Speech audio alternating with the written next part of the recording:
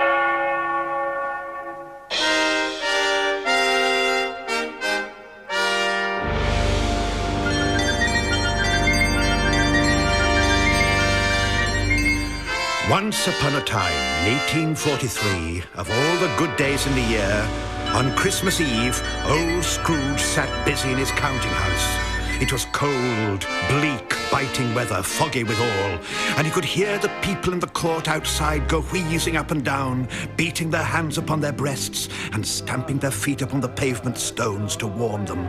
The city clocks had only just gone 3, and it was dark already. Crowd of shoppers, street vendors and children, and a tumbling profusion of Christmas fare was filling the street stalls and shops.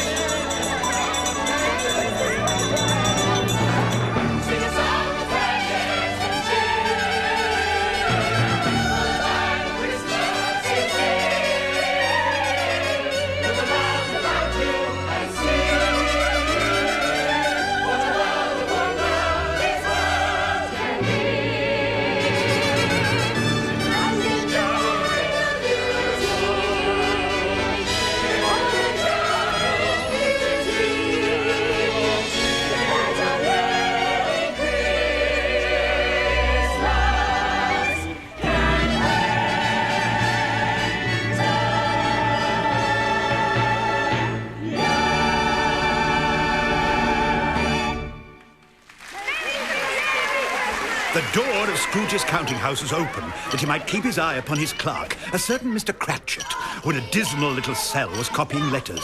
Scrooge had a very small fire, but the clerk's fire was so very much smaller that it looked like one coal. Scrooge cocks an ear to the mutilated carol singing outside, gets up from his desk and stomps towards the door. Infernal caterwauling! Don't they know I'm trying to run a business here? Get on with your work, Cratchit! Insolent young ruffians coming round here with their Christmas nonsense. Hellfire and damnation. Why can't they leave a man in peace? I'll give him half the Herald Angels. Get out, you little... Oh, it's you. Uncle Ebenezer, I cannot tell you what a joy it is to see your happy, smiling face. Yeah. How are you, Bob? Very well, thank you, sir. Good. A Merry Christmas, Uncle. God save you. God save me from Christmas. It's a lot of humbug. Christmas a humbug? Come now, I'm sure you don't mean that. I'm sure I do mean it. Merry Christmas indeed. What reason have you to be merry? You're poor enough. And what reason have you to be miserable? You're rich enough. There's no such thing as rich enough. Don't be so dismal, Uncle Ebenezer. Well, what else can I be? What is Christmas but finding yourself another year older and not a penny richer? I tell you, nephew, if I had my... Don't touch that.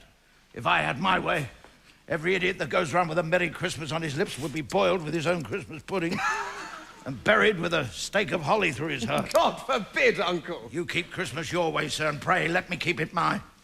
But you don't keep it. Get off me ledger. You'll ruin me binding.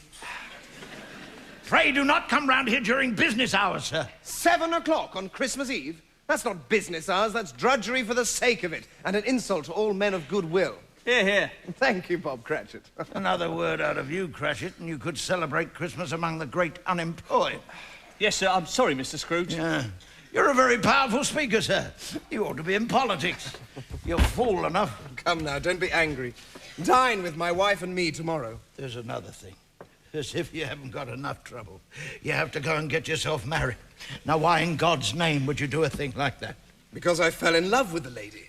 Love? Love. If there's anything more nauseating than a Merry Christmas, it's marriage to some lovesick female. Good afternoon, sir. My offer stands. You are always welcome, Uncle, just like Christmas itself. I said good afternoon, sir. His nephew was about to depart, much disappointed by his uncle's mean spirit. But then, on second thoughts...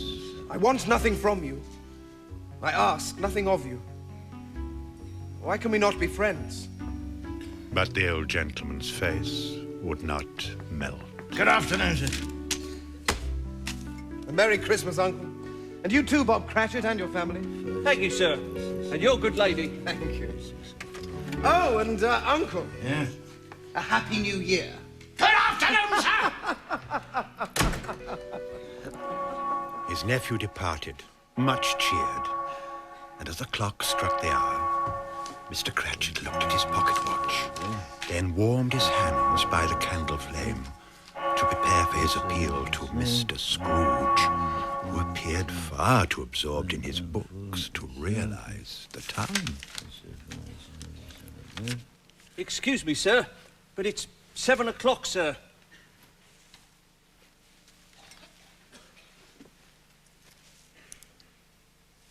Correct, Cratchit. Correct. I don't wish to be impertinent, Mr. Scrooge, but would it be too much trouble if I had my wages, sir? You know, the trouble with you, Cratchit, is that all you can think about is money. I suppose you'll want the whole of Christmas Day off tomorrow.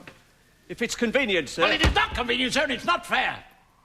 If I was to stop you a day's wages for it, you no doubt consider yourself ill-used. But aren't I ill-used for paying you a day's wages for no work? Well, it is Christmas Day, Mr. Scrooge, and it is only once a year, sir. A poor excuse for picking a man's pocket every 25th of December. I do not pay you good money to be forever on holiday. I appreciate your kindness, sir. Yes, well, that's my weakness. I'm a martyr to my own generosity. I give you one Christmas day off and you expect them all. All right, take the day off. But be here all the earlier the next morning. I will, sir. Yes, sir. Thank you, sir. Yeah. And a Merry Christmas, Mr. Merry Scrooge. what? I beg your pardon, sir. No offence, sir. There's another one. 15 shillings a week, a wife and 5 children, and all he can talk about is a Merry Christmas. Oh, God, look at that. I got me check. They belong in a lunatic asylum, the lot of them. Right? Everywhere you look, everywhere you turn, someone's after every single penny that you earn. Everyone's a thief. That is my belief. Anyone who says they're not will surely come to grief. I seek, but I will never find a deeper peace of mind, for I'm convinced that everyone is out to rob me blind.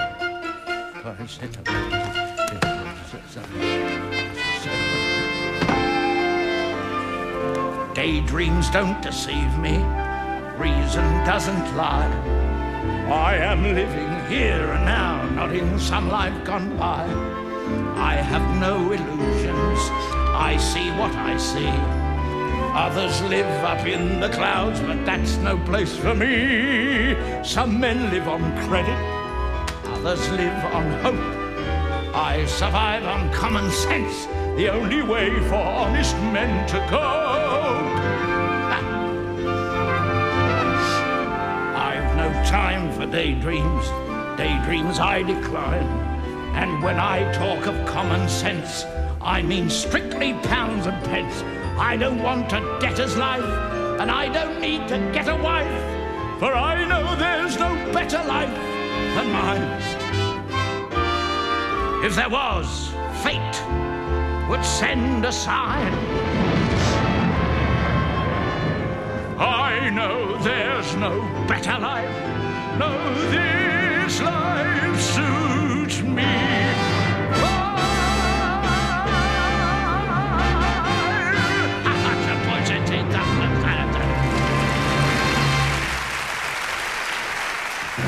Outside in the busy street, the Cratchit children, a crippled boy, Tiny Tim, stands with his sister, Cathy, gazing in awe at the display window of a large toy shop. Well, Cathy, my love, which one do you like best? I like the dolly in the corner. I like all of them. Ah, good boy. But why not one in particular? Well, you said I can't have none of them, so might as well like them all. Tiny Tim, you are a philosopher and a gentleman. And I've still got 12 shillings left in my pocket. 12 shillings? 12 shillings, which says the Cratchit family will have as good a Christmas as the Lord Mayor of London himself. 12 shillings. I do like that dolly in the corner. Christmas children peep into Christmas windows, see a world as pretty as a dream. Christmas trees and toys, Christmas hopes and joys. Christmas pudding rich with Christmas cream. Christmas presents shine in the Christmas windows. Christmas boxes tied with pretty bows. Wonder what's inside. What delights they hide. But till Christmas morning no one knows. Won't it be exciting if it snows? I suppose that children everywhere will say a Christmas prayer. Till Santa brings their Christmas things. There, my loves, I bought the finest bird in the shop. Well, the finest for one importance. Christmas children live in a Christmas daydream, waiting for the magic to unfold. Wondrous mystery, every Christmas treat. Rich or not, the Christmas pot of gold hypnotizes children young and old. With your lot to feed, Bob Cratchit, I'd say the apples at 6 a penny are the best bet. True, best true. I'd rather have that dolly in the corner. I'd rather have the oranges. Your change, Mr. Pringle. Oh, Nick. 1840 is the best vintage in 20 years. At 2 shillings a bottle, so it should be. Happy Christmas to you. Happy Christmas to you, sir. Bob. Mr. C, this'll make the finest quality punch, and only tuppence a pint. And Merry Christmas to you. Christmas punch, a Cratchit speciality. Fourpence for a Christmas pudding? It's scandalous. I suppose that children everywhere will say a Christmas prayer till Santa brings their Christmas things. Christmas children hunger for Christmas morning. Christmas day's a wonder to behold. Young ones' dreams come true, not so young ones too. I believe that story we've been told. Christmas is for children young and old.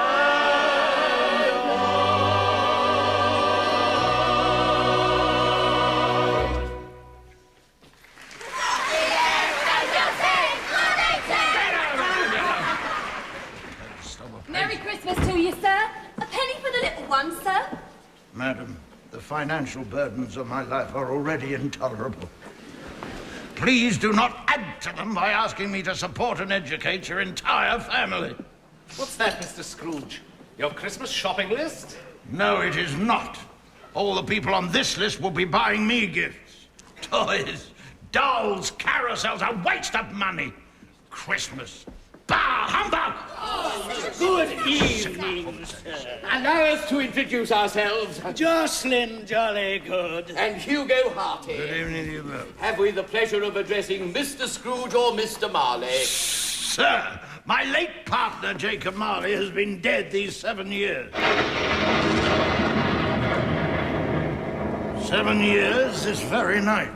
We have no doubt his liberality is well represented by his surviving partner.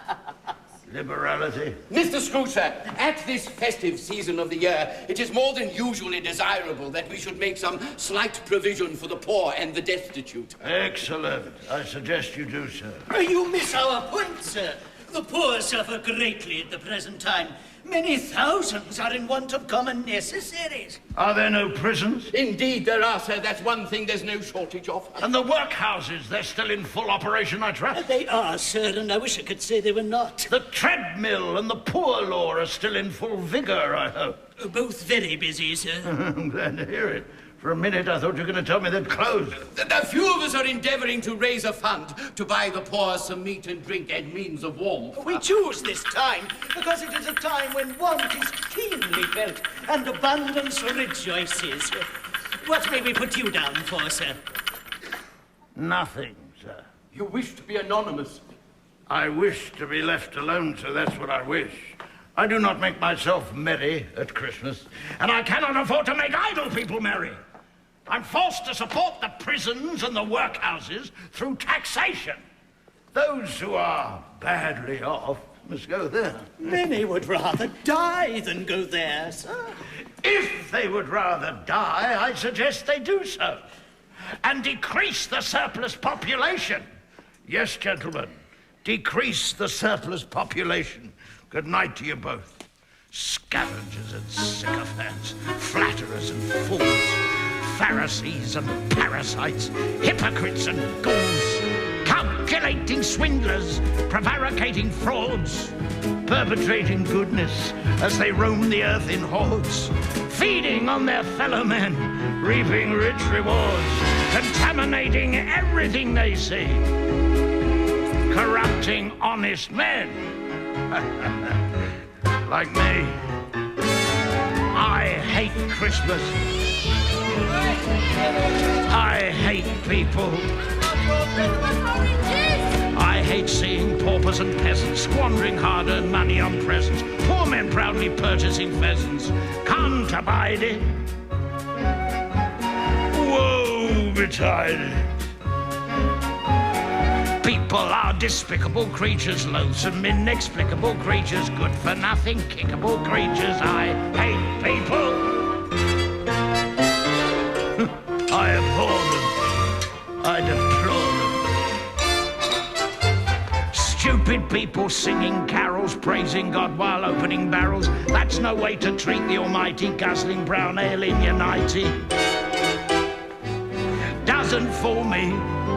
God-fearing me, generous-spirited to a degree. But I keep it inside, where God wants it to be. You little baby. Keep him out of the way, I'll break his neck. Sorry, sir, went out again. Oh, Mr. Scrooge. £2.05, lady. Oh, Mr. Scrooge, sir, we've been giving more credit than usual. Yes, so have I, £2.05. As it's Christmas, sir, we've been giving people an extra week or two to pay. Ah, well, in that case, I'll give you an extra week to pay. Oh, thank you, sir. Which will cost you an extra 12 shillings. 12 shillings. Or would you rather I confiscated your stall and its entire contents, as is my right? No, sir, we'll pay, sir. Sign here. And I'll take a pair of these warm socks. Yes, Mr. Scrooge. Busy! Please, Mr. Scrooge, just a few more days. You've already had a few more days.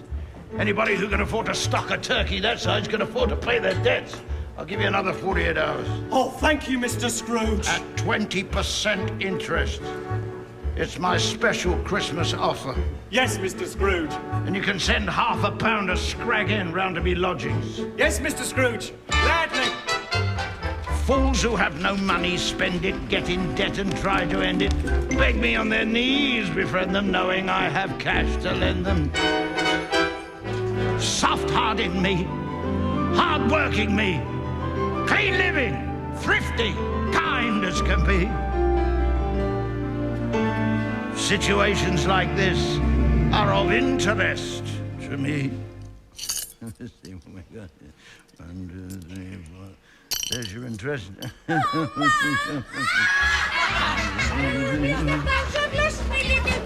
Where's he gone? He's here, Miller, and you owe him £2.7 6. Oh, please, not now, Mr. Scrooge. I'm performing.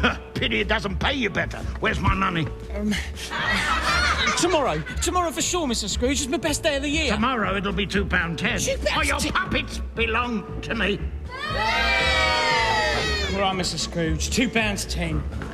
That's the way to do it, eh, boys and girls? There we are, sir. Thank you very much. Merry Christmas, Tom. Merry Christmas to you too, sir. He's up on the server leaders. Hot broth, Mr. Scrooge. A small token of Christmas esteem with the compliments of Tom Jenkins. No. And there'll be a free can of hot broth every night throughout the coming year, sir, in gratitude for your infinite kindness in giving me another 2 weeks to pay. 1 week. 10 days. 1 week. 1 week. And you can put a lid on that. I'll take it home with me. Merry Christmas, sir. I hate Christmas. I hate people. Yuletide-loving, second-rate people. Nasty little cretinous wretches, earning what their sweatiness fetches, empty minds whose pettiness stretches further than you can see. What's the reason? I hate Christmas. I hate people, women, children, especially nasty little children. What's the reason? Well, I'll tell you. It's because they all hate me. Bye! Humbug.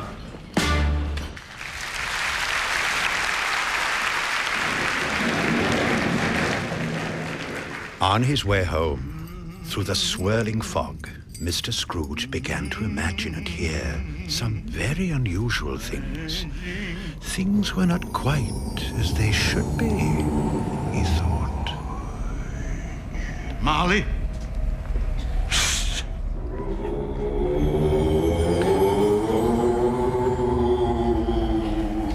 Let it also be borne in mind that Scrooge had not bestowed one thought on Marley since that afternoon. But it happened that Scrooge, having his key in the lock of the door, saw in the knocker, without its undergoing any immediate process of change, not a knocker, but Marley's face. Ah, humbug! I hate you. I hate you. I hate you.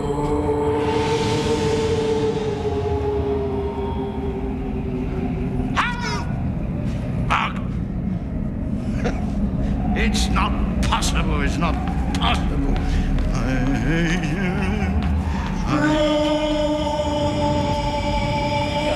Scrooge stood transfixed with terror as the frightful sound accumulated. Then he ran for his sitting room and slammed the door, his footsteps augmenting and multiplying in sound until the entire building reverberated with the deafening echoes of 1,000 running footsteps.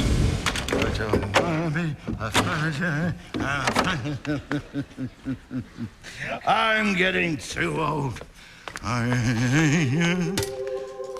He removed his thick overcoat, and with his tall hat, placed them in the cupboard. Next, he tended the gruel on the hob for his supper, a small basin and spoon.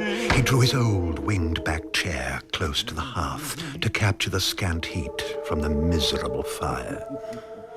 His long shadow was thrown onto the wall behind him and flickered and darted in a menacing display, or a forewarning of something ghastly, as the first spoonful met his lips.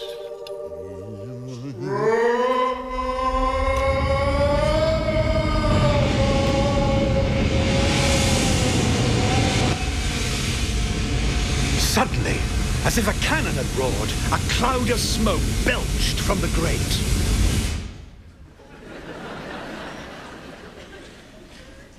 It's humbug still! I'll not believe it. Then, the fireside bell began to move, all by itself. Suddenly, it got faster and pealed in a frenzy.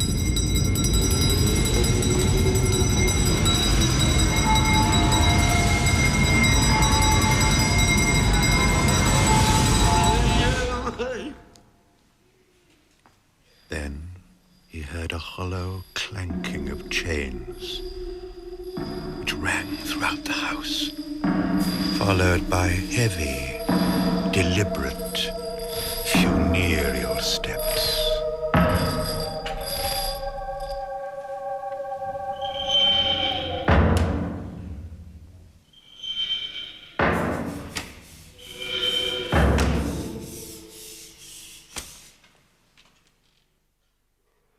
Familiar objects about him assumed diabolical shapes.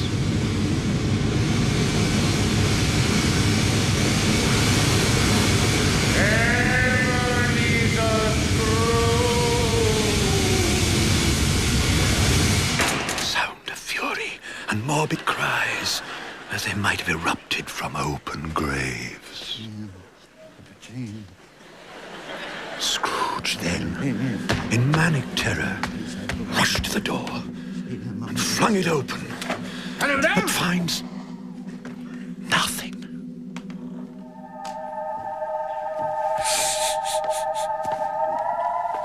Bah!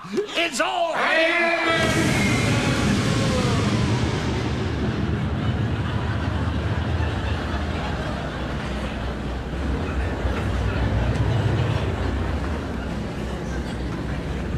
How now? What do you want with me? Much. Who are you? Better to ask me who I was. Who was you? What were you then? In life, I was your partner, Jacob Marley.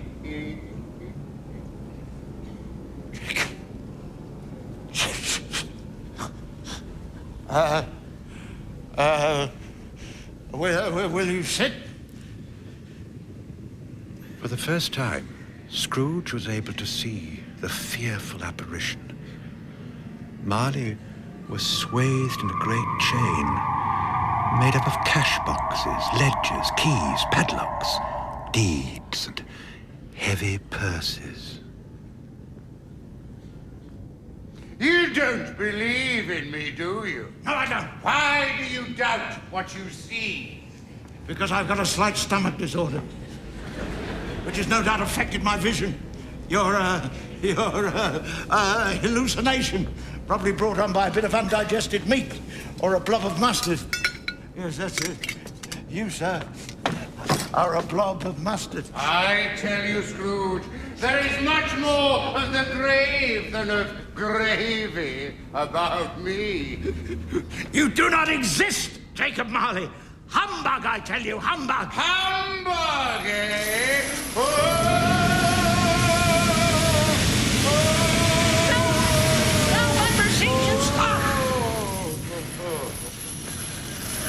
Now do you believe in me? Yes, absolutely. Thank you. And good night. Why do you walk the earth? Why do you come to me? I am doomed to wander through the world and witness what I cannot share, but might have shared on earth and turned to happiness. Why are you fettered with that great chain? I wear the chain that I forged during my life on earth. I made it link by link and yard by yard, and now I could never be rid of it. Any more than you will ever be rid of yours. Mine? Imagine the weight and the length of the mighty chain you are making for yourself. It was as long and as heavy as this 7 Christmases ago, and you have labored at it ever since. It is a terrible, ponderous chain you are making, Scrooge.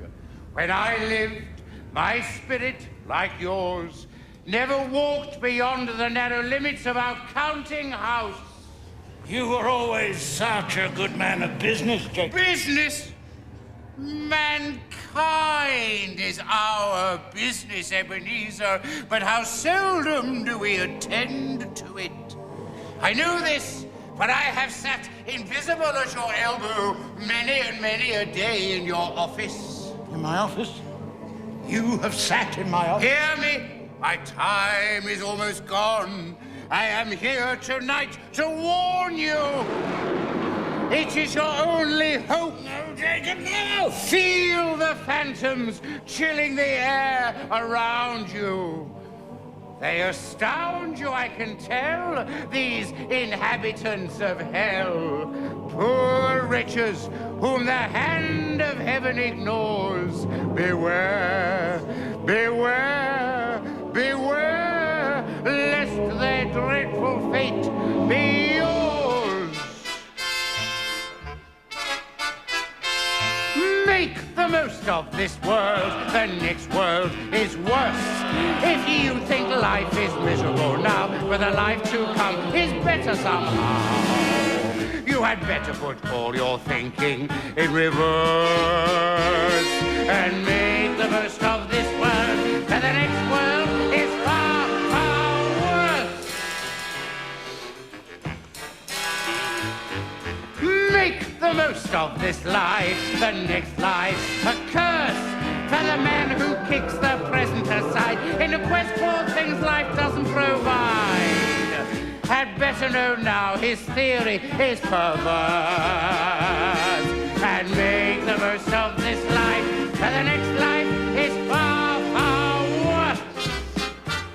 Let's talk about heaven a minute. Men dream of it from birth. Heaven, you idiot, you're in it on earth.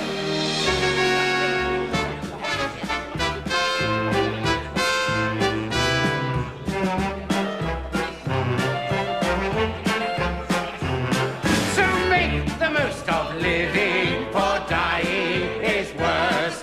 At times you'll say life isn't worthwhile, but there's more to life than traveling in style. It's better to walk than ride inside a hearse. So make the most of this world, embrace the universe, but I guarantee the next world is far, far, far, far worse.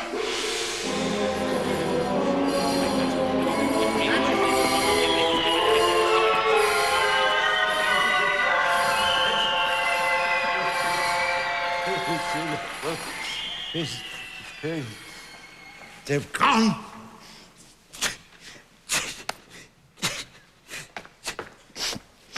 It was all a dream. It was not a dream, Scrooge. For pity's sake, Marley, leave me in peace. It was for pity's sake that I came here. Pity for you. I leave now with the tiniest chance of you escaping my fate. You were always such a good friend to me, Jacob. Thank you. You will be visited by 3 spirits. I'd rather not. Thank you so much. The first will appear tonight when the bell tolls 1. The first? Couldn't they all come at the same time so we can get it over with? The second at 2 o'clock, and the third when the bell tolls 3. I must go now, but I am doomed to wander through the world in everlasting repentance. Jacob, about the ghosts. Look to see me no more, and for your own sake, remember what has passed between us. Ebenezer Scrooge!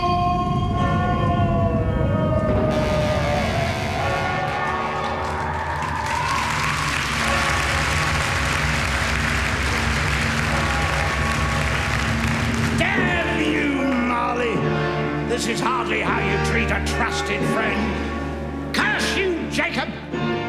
Can't you make a better dream and change the end?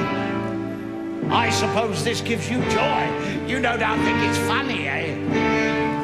Knowing you, it's all a ploy for you to steal my money, eh? Well, you shan't have it.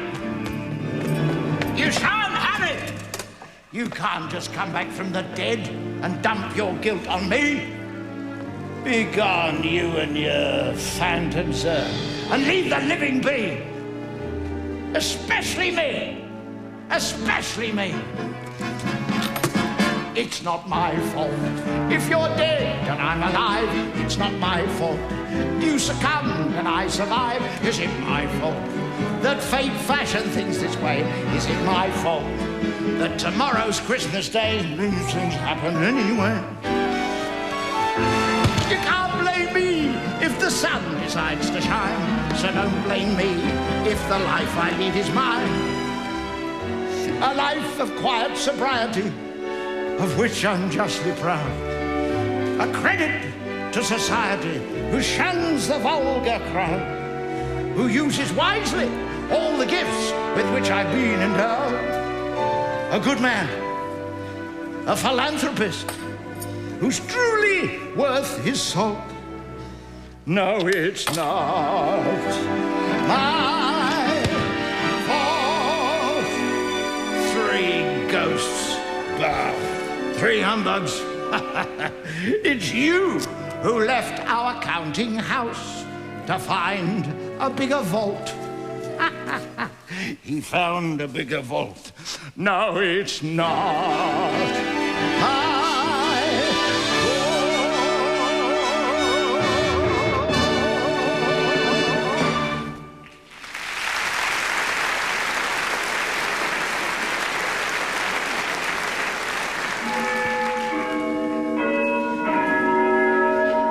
Quarter past. Half past.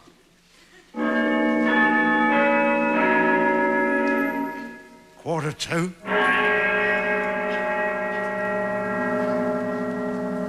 1 o'clock.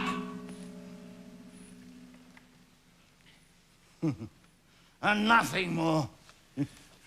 Light flashed up in the room upon the instant, and the curtains of his bed were drawn aside, and Scrooge, starting up into a half-recumbent attitude, found himself face to face with the unearthly visitor who drew them. It was a strange figure, like a child, yet not so like a child as like an old man, viewed through some supernatural medium, which gave him the appearance of having receded from the view and being diminished to a child's proportions. Its hair, which hung about its neck and down its back, was white as if with age, and yet the face had not a wrinkle in it, and the tenderest bloom was on the skin. The arms were very long and muscular, the hands the same, as if its hold were of uncommon strength. Its legs and feet, most delicately formed, were, like those upper members, bare. It wore a tunic of the purest white, and round its waist was bound a lustrous belt, the sheen of which was beautiful. Who are you? I am the spirit whose coming was foretold to you. You don't look like a ghost. Thank you. May I inquire more precisely what or who you are? I am the ghost of Christmas past. Long past? No. Your past. My past? I am the ghost of all the loved ones that you have lost. Loved ones. Loved ones! business brings you here? Your welfare. Being woken at 1 o'clock in the morning by a ghost is hardly conducive to my welfare. Your redemption, then. Come. Walk with me. Where are we going? We're going to look at your childhood. As the words were spoken, they passed through the hall and stood upon an open country road with fields on either hand, and soon approached a mansion of dull red brick with a little weathercock-surmounted cupola on the roof and a bell hanging on it. This they entered, to find a long, bare, melancholy room made barer still by lines of plain deal forms and desks. At one of these, a lonely boy was reading near a feeble fire, and Scrooge sat down upon a form and wept to see his poor forgotten self as it used to be.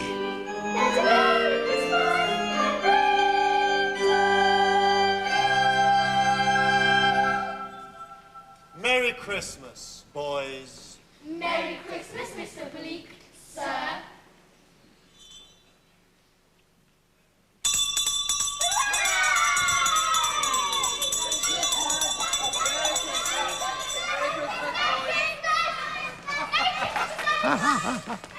The school is not quite empty, is it?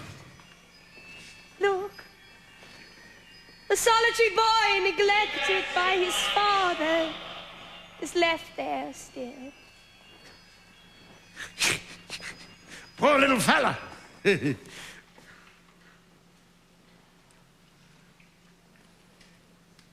Poor little me. I was a good-looking little chap, wasn't I? But I was never any good at that Christmas stuff. I wish. What is it? Oh, nothing. What do you wish? There were some boys singing carols outside my office last night. I should have given them something, that's all. But this Christmas was special. Jenny? That's my little sister, Jenny. Jenny! It's Abby!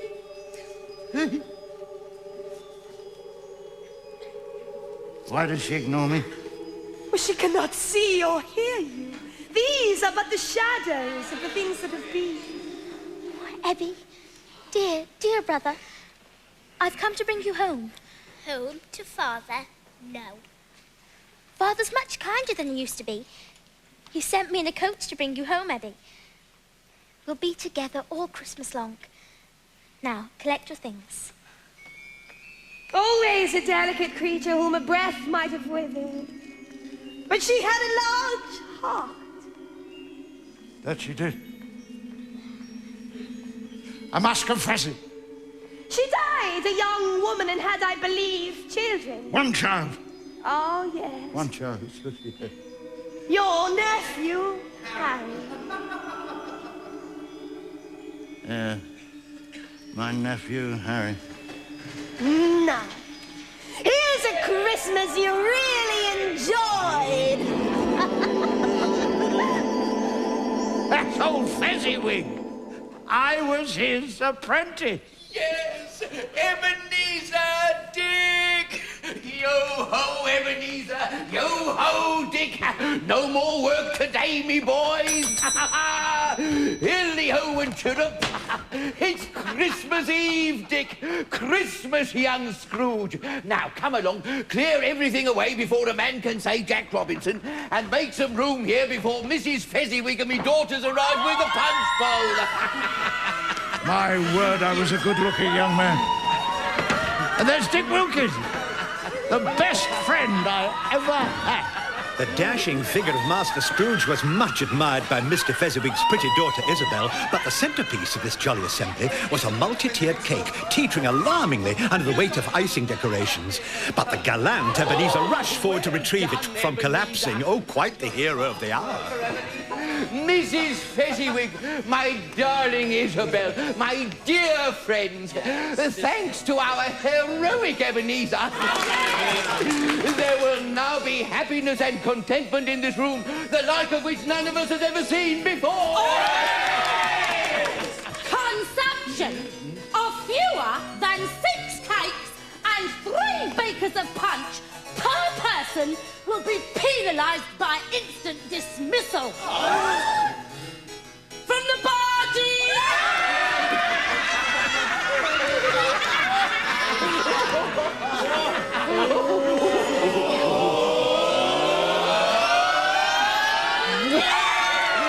Splendid!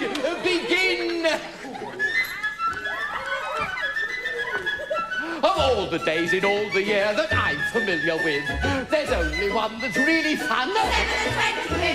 Ask anyone called Robinson or Brown or Jones or Smith. Their favourite day and they will say December the 25th. Correct. December the 25th, my dear. December the 25th. The here will stay all the year.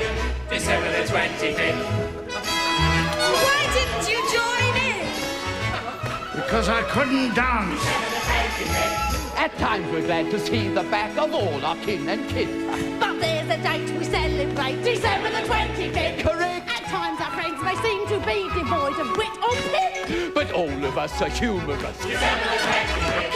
December the 25th, my dear. December the 25th. The here will stay all the year. December the 25th. Correct! December the 25th. December the 25th.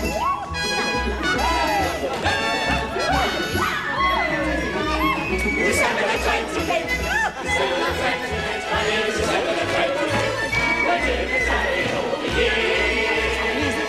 December the 25th. If there's a day in history that's more than any myth, beyond a doubt one day stands out. December the 25th. I don't hear any arguments, so may I say forthwith, I wish that every day could be December the 25th.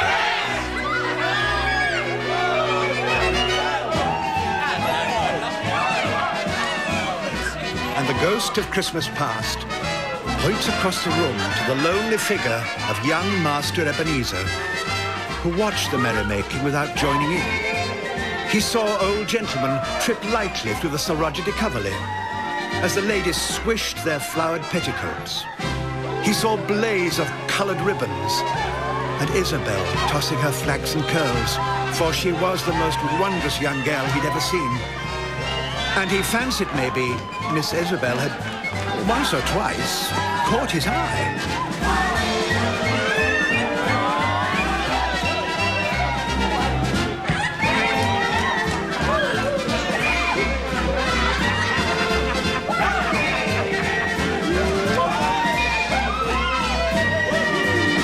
December the 25th, my dear. December the 25th, my dear. December the 25th, my dear.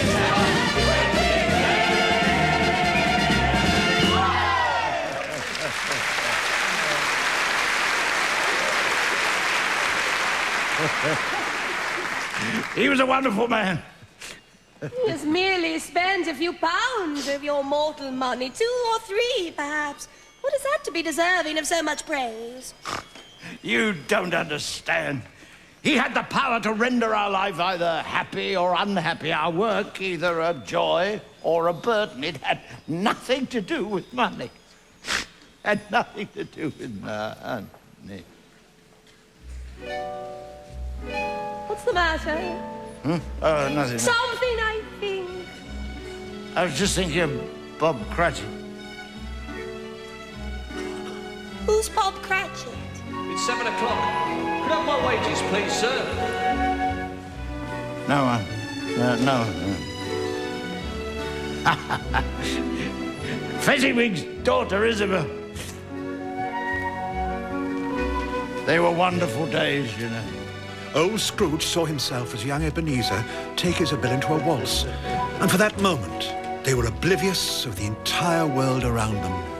They say happiness is a thing you can't see, a thing you can't touch. I disagree. Happiness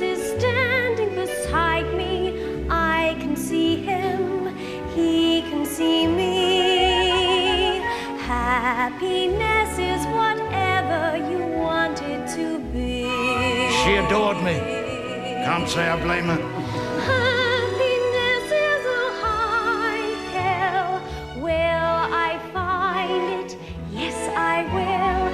Happiness is a tall tree. Can I climb it? Watch and see. They say happiness is the folly of fools. Pity poor me, one of the fools. Happiness is smiling upon me, walking my way, sharing my day. Happiness is whatever you want it to be.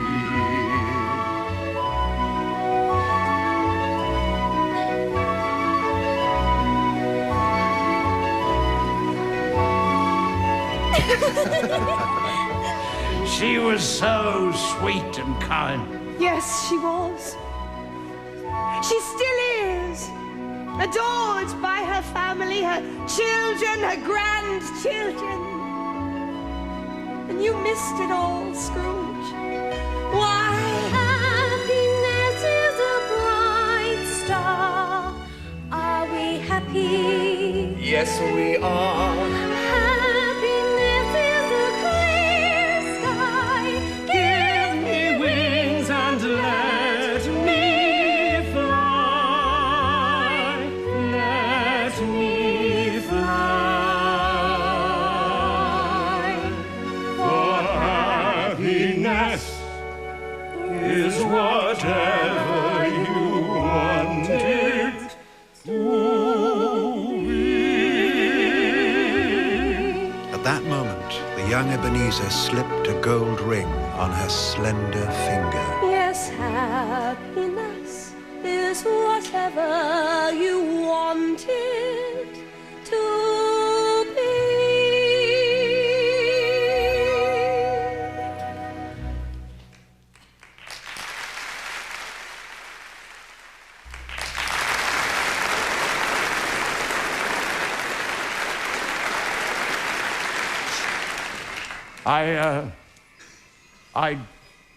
I did love her, you know. Did you? Oh, yes, I loved her. Then why did you let her go? I didn't. Really? She left me. Oh, my time grows short. Quick! A little later in time, the young Ebenezer, while attending his money boxes, is visited by his fiancée, Isabel. Ebenezer, Yes? I've come to say goodbye. I'm going away, Ebenezer. You will not see me again. But you are going to marry me. No. You have found another love to replace me, and she is much more desirable than I am. I have no idea what you're talking about. This lady here. How shall I ever understand this world? There is nothing on which it is so hard as poverty. And there's nothing it condemns with such severity as the pursuit of wealth. You hear that? It was true then and it's true now. All your nobler dreams that I've loved, I've seen die off one by one, until only the desire for gain is left. I'm not changed towards you. Am I? Yes, Ebenezer, you are. Your promise was made to me when you were poor, and content to be so. You were someone else then, and I see that only too clearly. And so I can release you. Have I ever asked to be released? In words, no, but in a changed nature, yes. In everything that made my love of value to you, yes. If you met me today, you would not love me. I would. I do. I still do. Isabella, I find it impossible to discuss personal affairs during business hours. Now, please. You see, if you weigh me by gain, I weigh very little, and so I am not enough for you, and I can release you with a full heart for the love of him you once were.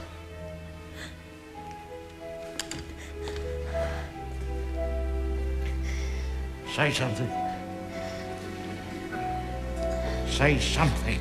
You may have pain in this, but it will pass, and you will dismiss the recollection of it gladly as an unprofitable dream from which it happened well that you awoke. She kisses his cheek as a parting gesture, watched by Ebenezer and the ghost of Christmas past.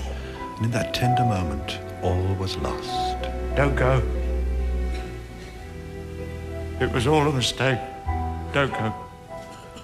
Be happy in the life you have chosen. Isabel! Isabel.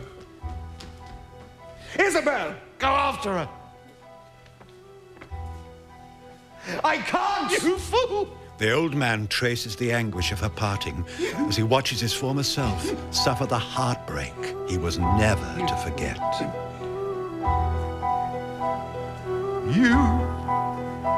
You were new to me.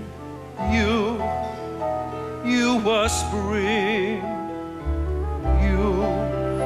You were true to me. You were everything. You were good for me. You were my day. Did all you could for me. I let you go away. And now I can see. Now you're a dream gone by. Oh, how could there be such a fool as I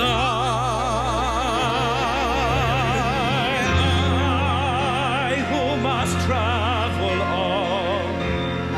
What hope for me? Dream where my past has gone, left with a memory. You, my only hope. You, my only love.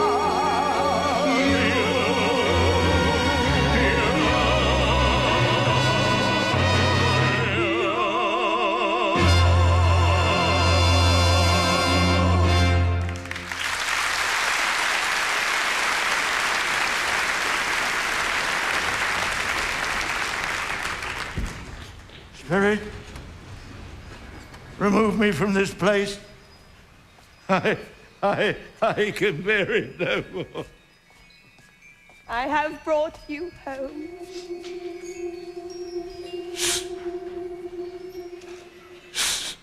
Why do you not love your nephew, Harry? He was my son.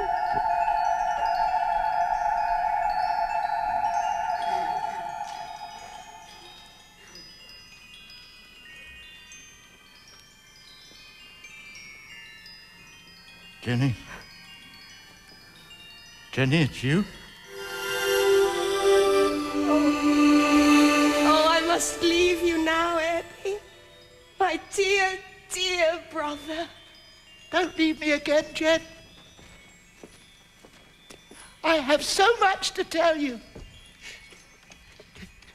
Please come back. Oh, Eppie, there is no coming back. Which is why you must never hide your love from those you cherish. You must tell them while you have them what they mean to you, how precious they are. Eppie, Eppie, love is life's greatest gift.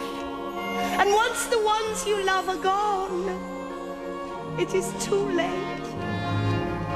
Jen,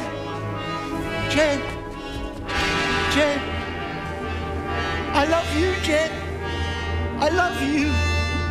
Please don't leave me, Jen. Not again. Bye, Eppie. My dear, dear brother. Do not forget me. Do not forget me, Eppie. Do not forget me.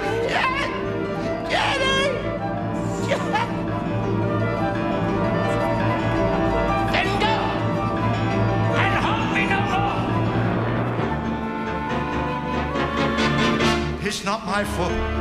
If I choose to live alone, is it my fault? If I'm happier on my own, is it my fault? If I lose the ones I love, is it my fault? Or some greater power above that enjoys destroying love? You can't blame me for the fickle ways of fate, so don't blame me for the things I've come to hate. There was a time I might have lived a different sort of life. Sweet evenings with friends and things, with children and a wife. But now the very thought of it cuts through me like a knife. I can't just turn life upside down like some great summer song. No, it's not my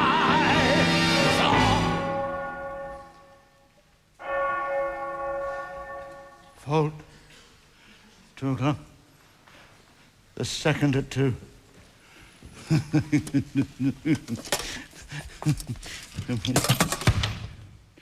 second at 2. Let me see. Oh, let me see. Yeah.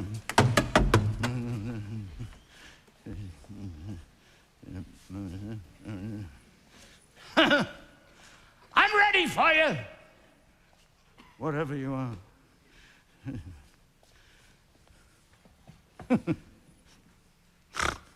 There's nothing to be afraid of. Ebenezer Scrooge! Ha ha ha ha!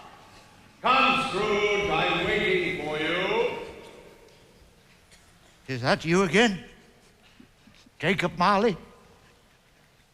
My old friend? No, it is not. And there stood the spirit of Christmas present, a commanding spectre, surrounded by a cornucopian feast of every conceivable Christmas gift you could ever imagine. Heaven protect me, who are you? I am the spirit of Christmas present. Look upon me. You have never seen the likes of me before? No, sir, never. But how many of my brothers have you rejected during your miserable little life? Your brothers, sir? I don't know your brothers. You have never looked for them. How many do you have, sir? What year is this? 1843. Then I have 1,842 brothers. And each year one of us visits this miserable little planet for one brief day to bring some happiness and remove as many as we can the causes of human misery. Which is why I have come to see you, Ebenezer Scrooge. Me, sir? What could you want with me, sir? My, you are a funny-looking little creature. I must admit I found it difficult to believe you'd be as horrible as my brother said you'd be, but now that I look at you, I can see they were understating the truth. Let me assure you, sir, I'm a man of the highest principles and the most generous of spirit. Generous spirit? You wouldn't even know the meaning of the phrase, but you're about to find out. Here. Drink this. What is it? Taste it.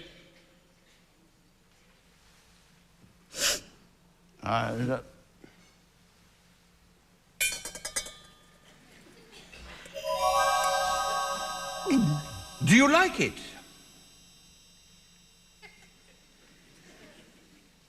It's wonderful.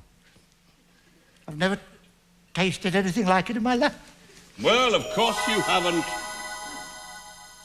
What is it? The milk of human kindness. There are more good things in life, Scrooge, than you could ever imagine. Oh, I'm sure there are, sir. Can I have some more? Ebenezer Scrooge, the sins of man are huge. A never-ending symphony of villainy and infamy, duplicity, deceit, and subterfuge.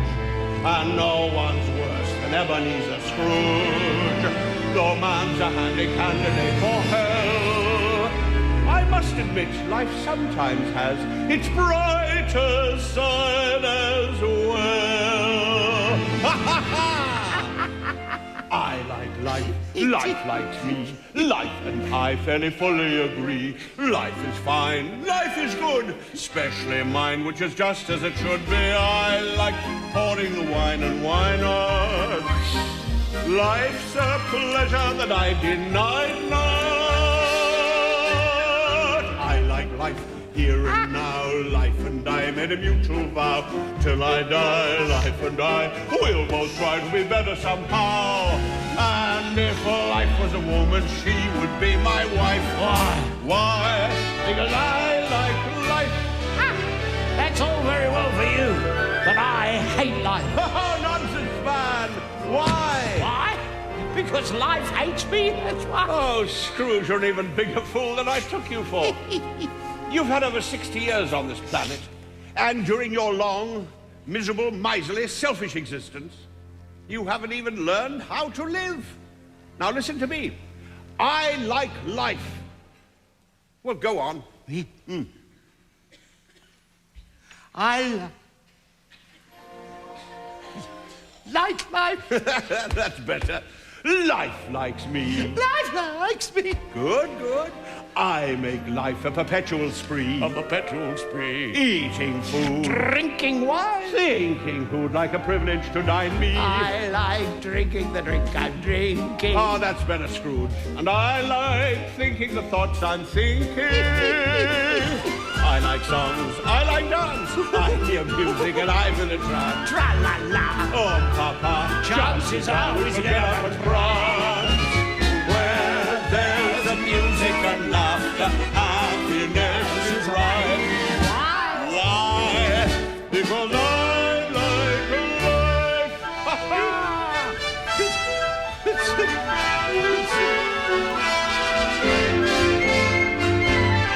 It's the toy shop.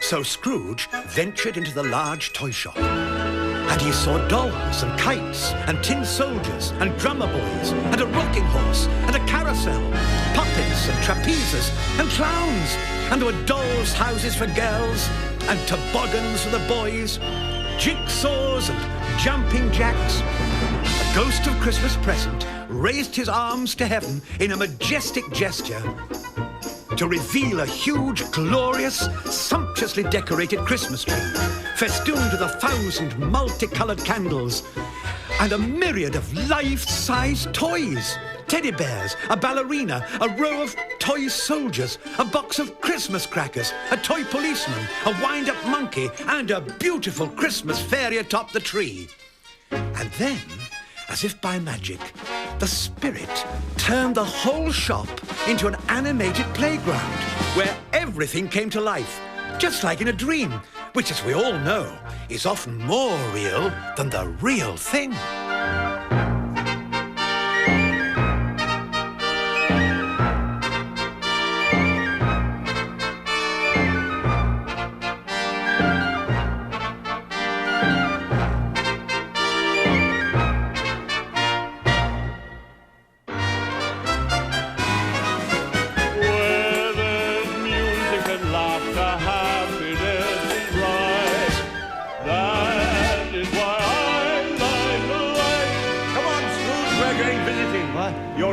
Surprises. Where are we going? Where are we going? Life is life, that's the thing. Makes a man want to suddenly sing and dance, and perchance see his life from a different stance. When you learn to live in God's free outside, that is why I like life. That's the secret of living. Any man can fly. Why?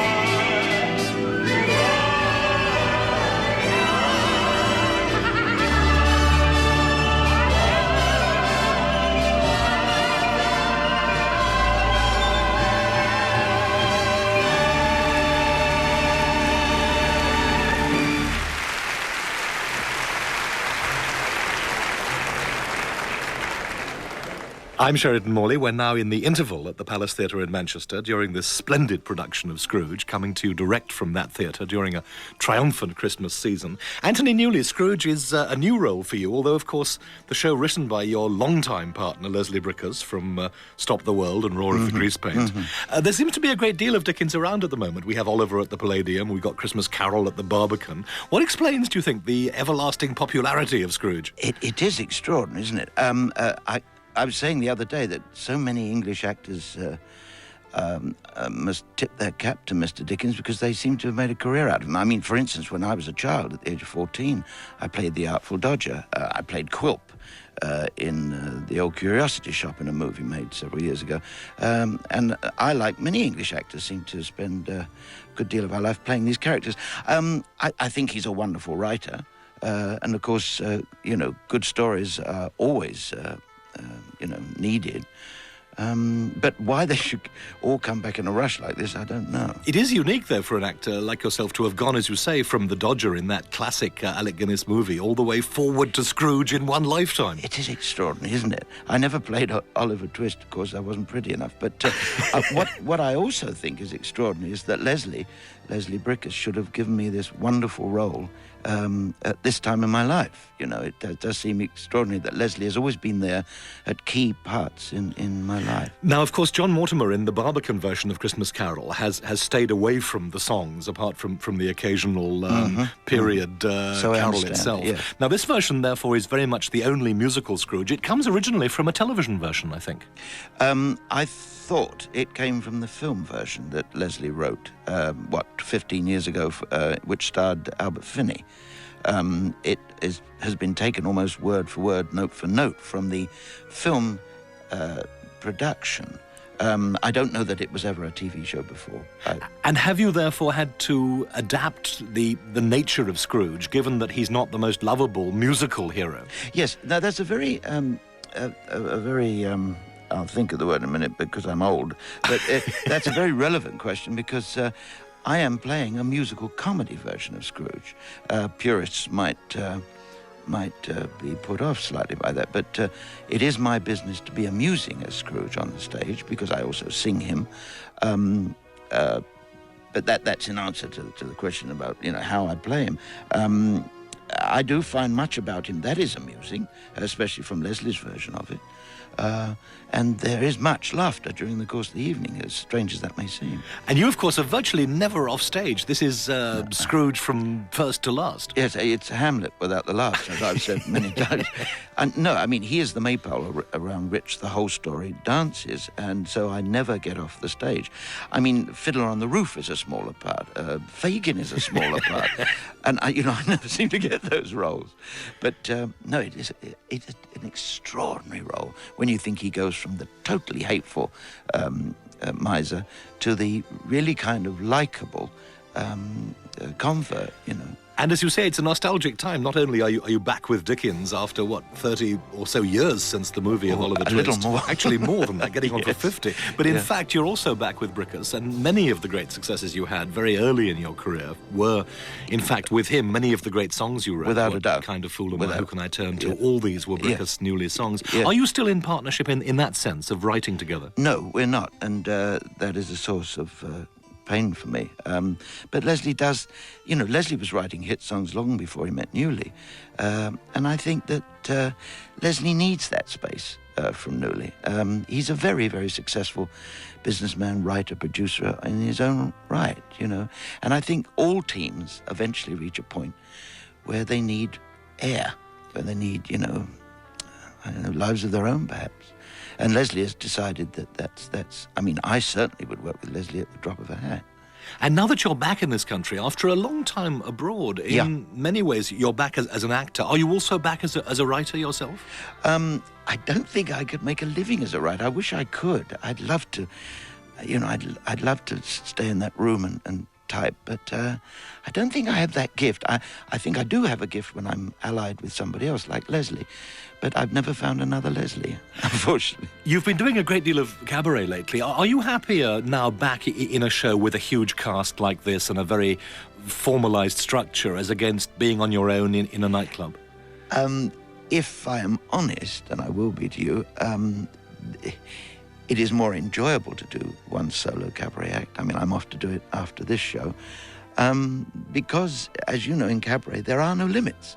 I mean, some nights you change the order, you put different songs in, you can talk, things happen that don't happen in a theatrical, as you understand. A theatrical format is same line, same spot every night.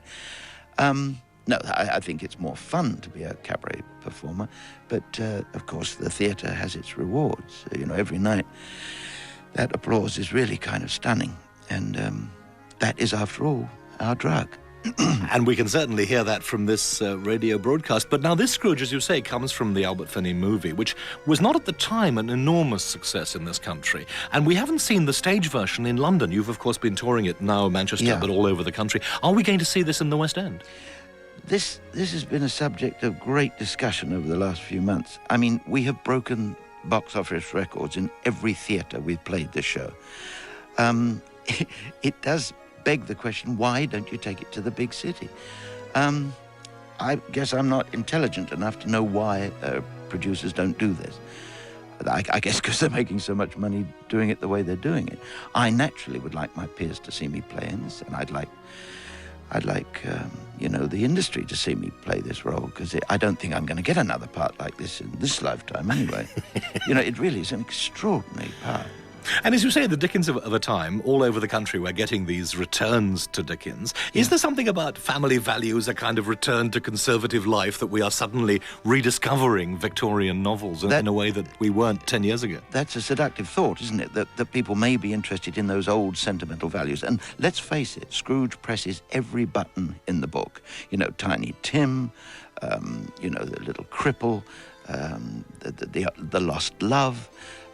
It's a very sentimental piece and works like gangbusters, I can't tell you. It's, as you say, an interesting piece, because although it has a lot of cheery Cockney life to it, it also is a dark piece. It's about hatred and revenge to some extent, and there are moments in it when you suddenly realise how topical it is to be talking about the terrors of poverty and of people living on the streets, when once again we have in London people living on the streets. I think you may have touched on a very real reason why Dickens is back, is that he mirrors in that long-lost Victorian time what is actually going on today. In fact, it is values that never disappear, isn't it, really?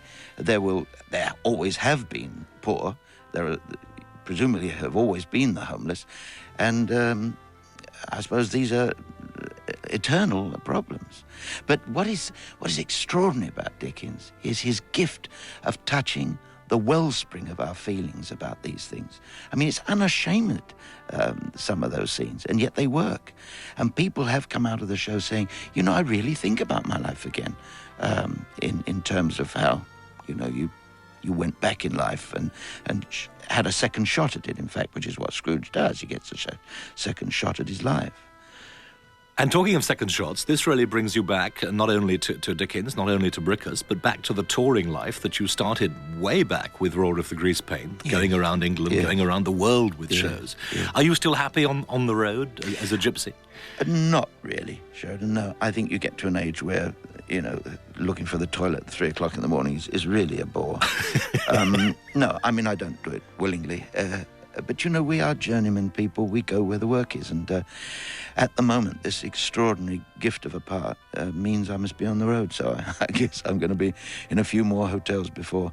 We're already talking about the end of this year. Where are we going to do it at the end of this year? And as I was saying earlier, we hope London, but if not, America. If not, somewhere else, So it'll live on certainly as a seasonal show, if not as a permanently touring show. I would have thought so. I mean, its success is phenomenal. I think it's the best-kept secret in show business. I guess that's because outside London, it's true that the reviews tend to be in local papers and not in the national papers. Exactly. So many of us perhaps didn't know precisely where you were doing Scrooge at the moment. Exactly. But now, do you feel generally that you're back to Britain, that you're back to a theatrical life in this country rather than the Las Vegas, the cabaret California life that you've had for so long? It was a paragraph in one's life, and I mean, America was awfully generous to me. I mean, I had 22 wonderful years there. I spent a lot of money, but it was time to come home. I would prefer to think that my career might be stretched perhaps a little further than just the theatre. The theatre's very hard, Sheridan. It really is. I'd like to do more television, because that's reaches, as you know, a very big audience, and frankly, is a little easier. I'd like to do a movie now and again, and I would really like to do more writing. For instance, there is a television series at the moment being talked about, of which I am a co-author. So, no, I don't make a point of staying in the theatre forever, I don't think. There's a sense, perhaps unfairly, in which it looks as though, from the outside, Brickus, in a way, settled in California, had this succession of Oscars, had a tremendously kind of rich life, and that your life, in a way, has always been more dramatic and more difficult, both privately and publicly, that somehow there have been many more ups and downs. Is that a fair assessment? Oh, totally. And right on the nose, yeah. Was that a matter of luck, or that you weren't really ever going to be happy doing any one single thing, as it were, songwriting or filming or acting, that there had to be everything in there somewhere? That's a very perceptive question. I mean, and is part of a longer conversation, of course. I don't know. I guess my karma in this life is to lead that kind of life. I'm a very gifted man, but I've made a great many mistakes in my life. I do wish that bumping my way through life, I hadn't jostled quite a few other people, but that's the way it's been. Leslie, of course, has been a much more ordered person. He's an extraordinarily gifted man who manages his life very well. I've never really done that well. But, I guess that's, this time around, this is what I'm supposed to do. But there is a sense now that it's coming right. I mean, that you are more settled, yes. And that somehow the private life is now easier. I do get a sense that I'm being given the second chance, for which I'm deeply grateful. And this is like a renaissance for me. But as I say, I do have that sense that somebody has said, OK, Newley, we'll give you one more shot, but if you screw it up this time. Well, by the sound of this, Scrooge, you certainly haven't. But have you been finding different reactions around the country as you go from city to city? Are audiences changing around Britain? I would have thought not. They laugh at the same moments. The reaction has always been the same. I don't read reviews, so I have never been aware of how the press have felt about the show. I've just been aware of the wonderful reception we get, and of course the box office returns cannot be ignored. And I find that fascinating, that in the 3 major venues we've played, we've broken their record. I mean, it is extraordinary that nobody seems to know about it. Well, I have, unlike you, been reading the reviews, and they've been absolutely glowing. I'm looking at the Scotsman from Aberdeen, from Glasgow. These reviews have been absolutely tremendous for you, and indeed for the show. Again, the sense that somehow people want a show like this, that at the moment theatre needs to be big, and it needs to be brassy, and it needs to be the big band sound that we are hearing from Scrooge. Amen. I couldn't agree with you more. I do think the theatre has to fight to get people back, and I think big is good, and fantastic is good, and music is wonderful. And I think Scrooge falls within that parameter. Well, on that note, we'll let you go back on stage for Act 2 of Scrooge. Anthony Newley, thank you for joining us. Thank you, Sharon.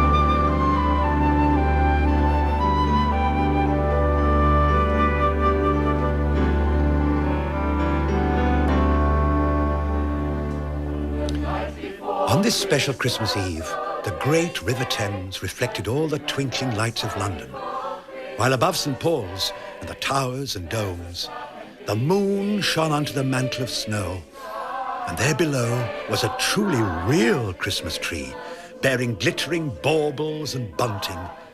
And there, in the throng, the Cratchit family stood with their eyes ablaze with joy.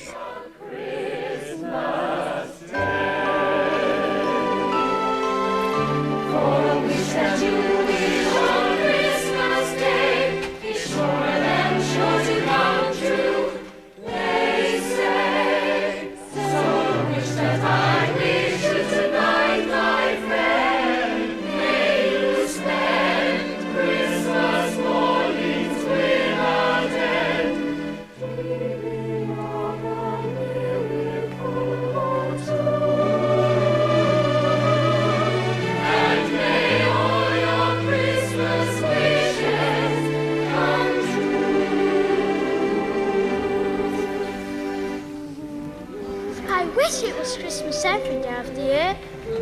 was, what would you do for Christmas? We'd have to think of something else. Not this year, you don't. We're going carol singing. And anyway, I like Christmas just the way it is. Come on, Tim. You have to learn to take the good with the bad, Tiny Tim. Don't be late back. Goodbye! Goodbye! Oh, come on. And just like birds of a feather, Scrooge and the goodly spirit of Christmas fly out of the starry sky and land in Cheapside.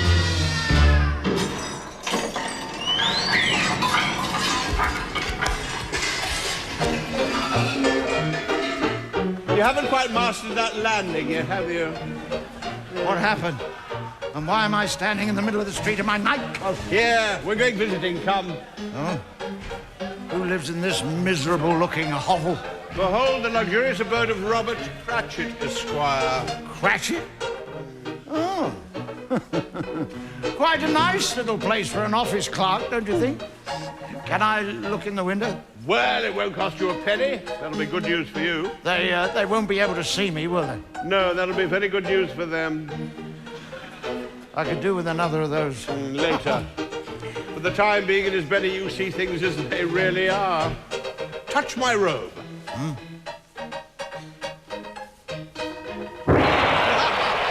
Scrooge passes through the door into the Cratchit's kitchen, and he sees a family waiting at table, while Mrs. Cratchit prods a very small plum pudding boiling in the copper pot. Some days are up days, some days are down days, some days are golden, some dark brown days. I never mind when we have blue days. They're always followed by we've come through days. We've had good times before, and we'll have good times again. Of course we will. Whatever we've done, we've made life fun. And when things were bad, and bad times we've had, we've fought and we've won.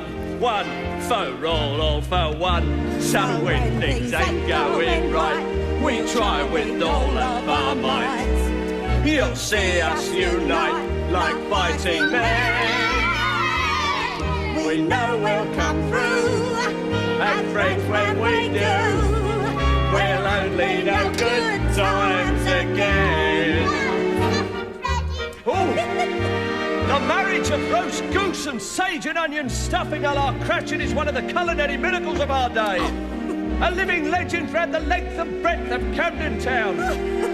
The only remaining problem, my dears, is whether to put the stuffing inside the goose or the goose inside the stuffing. But since the ultimate intention is to put both inside ourselves, I don't suppose it much matters. Give it here. We've had good times before, and we'll have good times again. Whatever we've done, we've made life fun.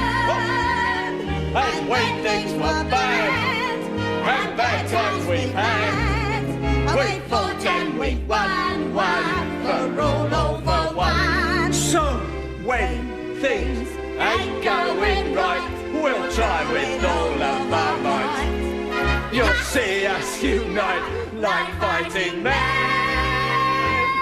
And here they are, the one and only carol-singing Cratchits, newly returned from their triumphant musical tour of Regent's Park and the Euston Road. We know we'll come through, and friends when we do, we'll only know good times, goodbye to the bad times, we'll only know good times again.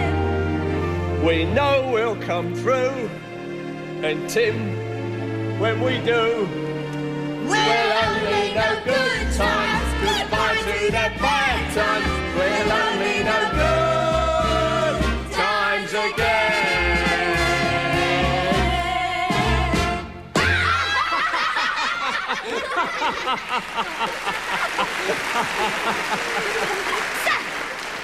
How did you go, Tiny Tim? 10pence halfpenny. Oh, well done. And you too, Cathy. Another fantastic coup by young Timothy Cratchit, the financial wizard. At only 7 years of age, the youngest millionaire in the vast Cratchit Empire. Let's put the pennies in the jar, eh? Yeah. Come on, son. And how did little Tim behave, Kathy? As good as gold, and better. He told me coming home that he hoped if people saw him singing outside the church because he was a cripple. And it might be pleasant to them to remember on Christmas Day who made lame beggars walk and blind men see. Well, he gets a bit thoughtful, spending so much time by himself. There you go, son. Ladies and gentlemen, if I may steal a moment of your valuable time, I would like you to drink to the sparkling good health of the two gentlemen whose industry and generosity have made possible our sumptuous Christmas repast. Master Timothy Cratchit and Mr. Ebenezer Scrooge.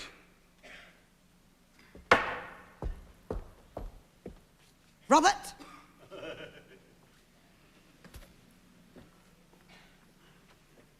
What are you trying to do? Spoil our Christmas? His money paid for the goose, my dear. No, your money paid for the goose, my dear. But he paid me the money. Because you earned it, me love. Believe me, 15 shillings a week at 3p an hour and not a penny raise in 8 years. You earned it. Mr. Scrooge assures me times are hard. Well, he's right. For you they are, but not for himself. Nonetheless, he is the founder of our feast, and we shall drink to him. Quite right. Founder of our feast, indeed. I wish I had him here. I'd give him a piece of my mind to feast upon, and he'd have indigestion for a month. But Ethel, my dear, the children, Christmas. Well, it needs to be Christmas, Bob. For me to drink to a rotten-hearted, stingy old miser like Scrooge. But Ethel, you can't... You know he is, Bob. Nobody knows it better than you. Me love. To Christmas, my dear. Children, we shall drink to your father for all the love and happiness that he gives us, and to Tiny Tim for the good health that we all wish him. And for the sake of your father, I'll even drink to that old miser, Mr. Scrooge. Long life to him and to us all. A Merry Christmas to us all. Merry Christmas! God bless us. God bless us, everyone. What an unpleasant child. And there's nothing more nauseating than a happy family enjoying themselves at Christmas. Well, don't you agree, Scrooge? I think Bob Cratchit's rather fond of me. Or so's his wife. Did you notice? She doesn't really know me. That's one of the few things when fate has been kind to her. As I said to the Lord Mayor, if Her Most Gracious Majesty's feeling bored, I said, will you just wheel her over to Camden Town, I said. We'll have her back on her regal feet in no time, I said, with a glass of Bob Cratchit's hot punch. Oh, yes. And a song from young Tiny Tim. Oh, yes. After a moment of hesitation, Tiny Tim is lifted onto the table by his proud father. On a beautiful day that I dream about, in a world I would love to see, is a beautiful place where the sun comes out and it shines in the sky for me. On this beautiful winter's morning, if my wish would come true somehow, then the beautiful day that I dream about would be here and now. On the beautiful day that I dream about, in a world I will love. What'll become of him, Tiny Tim? What's this? Concern over a sick child? Have you taken leave of your senses, Scrooge? Don't mock me, Spirit. Is the child sick? Not that it's of any concern to me whether he is or not, but is he? Well, of course he's sick. You mean he's seriously ill? Will he live? Well, Willie? Well, what does it matter to you? If he's going to die, let him die and decrease the surplus population. Then the beautiful day that I dream about would be here and now.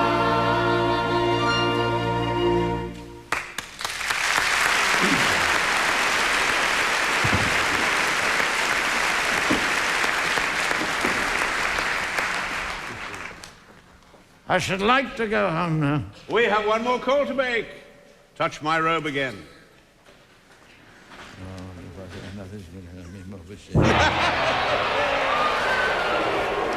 In his nephew's sitting room, there's firelight and candle glow, happy, smiling children and grown-ups are at the dizzy height of a Christmas party playing blind man's buff.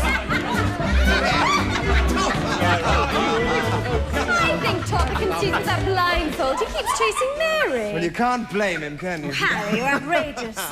Why, Mary, it's you. Great! Grown-ups, all stay here. Harry, you top up everyone's drinks. Right. Mary and Topper, you choose the next game. Now come along, children. Follow me. Hot mince pies and milk in the playroom. Oh, hooray! Come on, Scrooge, don't be afraid. I'm guest of honor, remember? Christmas! Ladies and gentlemen, will you please honor me with your undivided attention? That famous moment has arrived that I know you all look forward to in this house every Christmas Eve, when I ask you to drink to the good health and long life of my celebrated uncle, Ebenezer Scrooge. Did you hear that? I may have misjudged the boy after all. Harry, I visited you every Christmas for the past 5 years, and to this day I cannot understand this extraordinary ritual of drinking to the health of your Uncle Ebenezer. Everyone knows he's the most miserable old skinflint that ever walked God's earth. Who's he? Oh, just a friend. My dear Topper, it's very simple. He is indeed the most despicable old miser. Worse than you could ever possibly imagine. You're enjoying this, aren't you? Believe it or not, he likes you. But I look at it this way. If I can wish a Merry Christmas to him, who is beyond dispute the most obnoxious and parsimonious of all living creatures, then I know in my heart I'm truly a man of goodwill. You're a rascal. Now that I'll drink to. I don't like you at all. Wait, there's more. And besides, I like old Scrooge. What did I tell you? No, I truly do. And God knows I have little enough reason to do so after the way he treated our family. But I can't help feeling that hidden somewhere inside that loathsome old carcass of his is a different man fighting to get out. Careful, Harry. He could be even worse than the one you already know. God forbid, Topper. Anyway, that's the reason I invite him to come here every Christmas, in the forlorn hope that one day he might just drop by and pick up enough goodwill to raise his clerk's wages by 5 shillings a week. Absolutely. And God knows it's high time he did. Here, here. You're very free with other people's money, aren't you? All right, Harry, now that's enough. I refuse to have my Christmas haunted by your silly old Uncle Ebenezer. If you only knew, my dear. Scrooge. All right, what shall we play? Murder! Postman's knock. I know. We'll all sing The Minister's Cat. You're so useless at it, Harry. As for you, nephew, if you were in my will, which or not, I would disinherit you. Raise my clerk's wages. Humbug to you, sir, humbug. Oh, come on, Scrooge. You need some more of this. I remember this tune. We used to sing it at old Festive. All right. Now I'll conduct. Now remember, 1 line each. Now let's see if we can get through the whole alphabet without making a mistake. Ready, steady, go. A. The minister's cat. Yes, The minister's cat. Boring cat. The minister's cat. Charming cat. The minister's cat is a darling cat. The minister's cat is an evil cat. The minister's cat is a frightful cat. And who will come on a Tuesday? Ask me one. The minister's cat is a grumpy cat. Yes, the minister's minister's cat is an idiot cat. Ask me. The minister's cat is a jealous cat. The minister's cat is a kindly cat. The minister's cat is a lonely cat. The minister's cat is a... I do. M. Say Mary. You've got 3 seconds. Say Mary. Say Mary. Say Mary.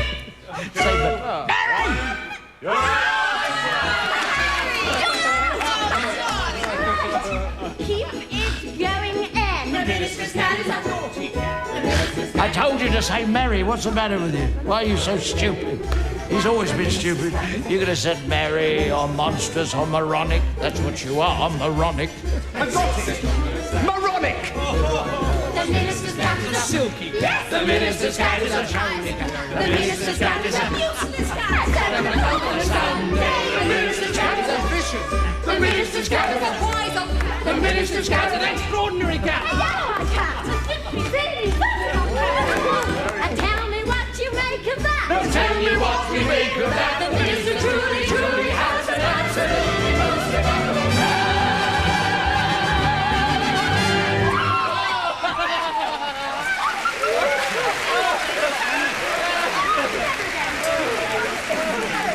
That was wonderful. Absolutely marvellous. My word. That is such a fun game. I can't believe how stupid you are. Harry, it's late. Lovely evening. We must be going. Well, it's Christmas in the morning. Oh, going so soon. What a pity. But it was a wonderful evening, wasn't it? I like that minister's cat thing. I thought I was rather good at it, didn't you? Good night! Good night! Thank you so much for coming. I can honestly say I haven't enjoyed a Christmas so much since I was a young apprentice at old Festive all those years ago. What wonderful Christmases we used to have. They were enchanting. He had this daughter. Good night, my dear. Merry Christmas. Topper! I shall try to get Uncle Ebenezer here for you next year. Ooh, don't bother. I don't like you at all. Good night, Mary. Good night, everybody. Merry Christmas.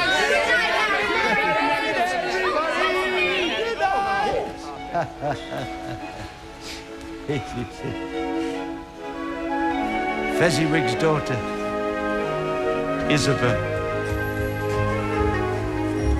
Happiness was standing beside me. I could see her. She could see me. Happiness can be something you're too blind to see. Isabel. Scrooge. Isabel. My time grows short. I must leave you now. Oh, but we've still got so much to talk about, haven't we? There's never enough time to do and say all the things you wish. The thing is, do as much as you can with the time you have. Let's have one more drink. Remember, Scrooge, just time is short. And suddenly you're not there anymore. Oh, don't go. Don't leave me. Where are you? Why is it so dark? I can't see. Do my eyes deceive me? Can my reason lie? Am I living here and now, or in some life gone by? Is the world I'm seeing the world I saw before? Could there be another life that might have taught me more? Am I merely dreaming, or am I awake? Is my mind just playing games, or showing me a pathway I should take? Should I just ignore it? Should I break the spell? Should I take another look. Open up a brand new book. Try to find a better life, a bigger, better, brighter life. And could I somehow learn to live it well? Only time will tell. Can I find a better life and learn to live it well? I can't see. I can't see. Where have you?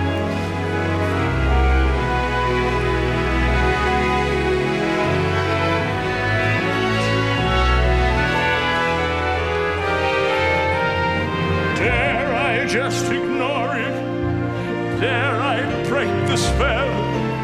Dare I take another look? Open up a brand new book.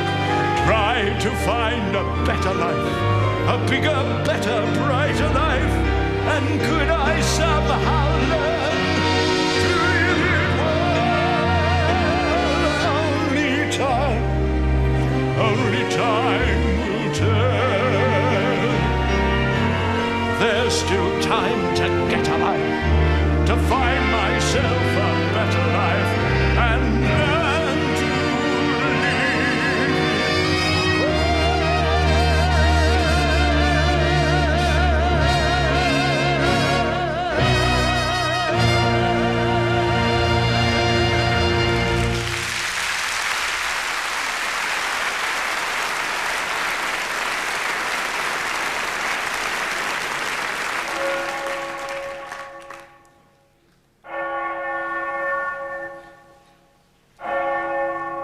$3:00.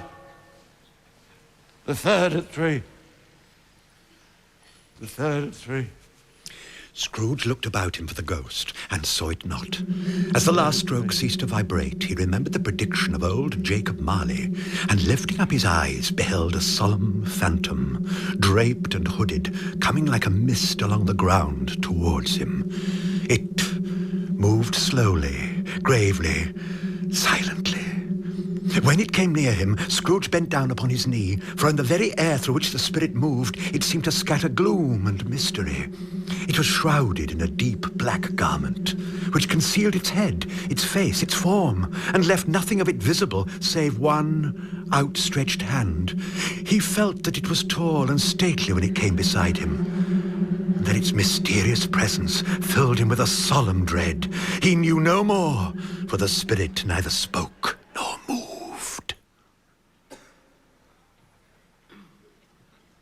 Are you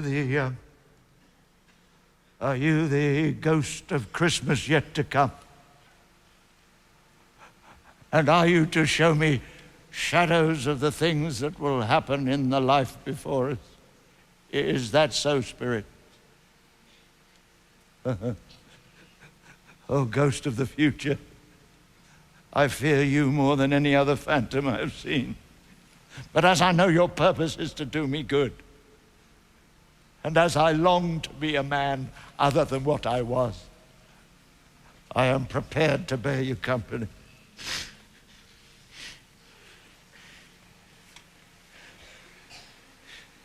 Will you speak to me? No.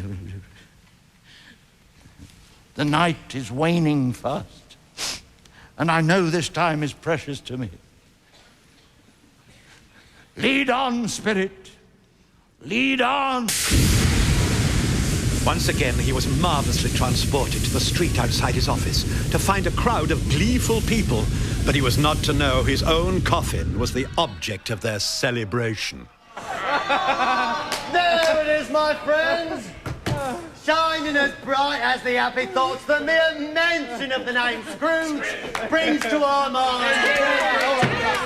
Ladies and gentlemen, we are gathered here today because we are united by a common bond. Namely, our feelings of gratitude to Mr. Ebenezer Scrooge. Is this the future? I don't think any one of us could ever hope to find the words to describe the true depth of our feelings towards him.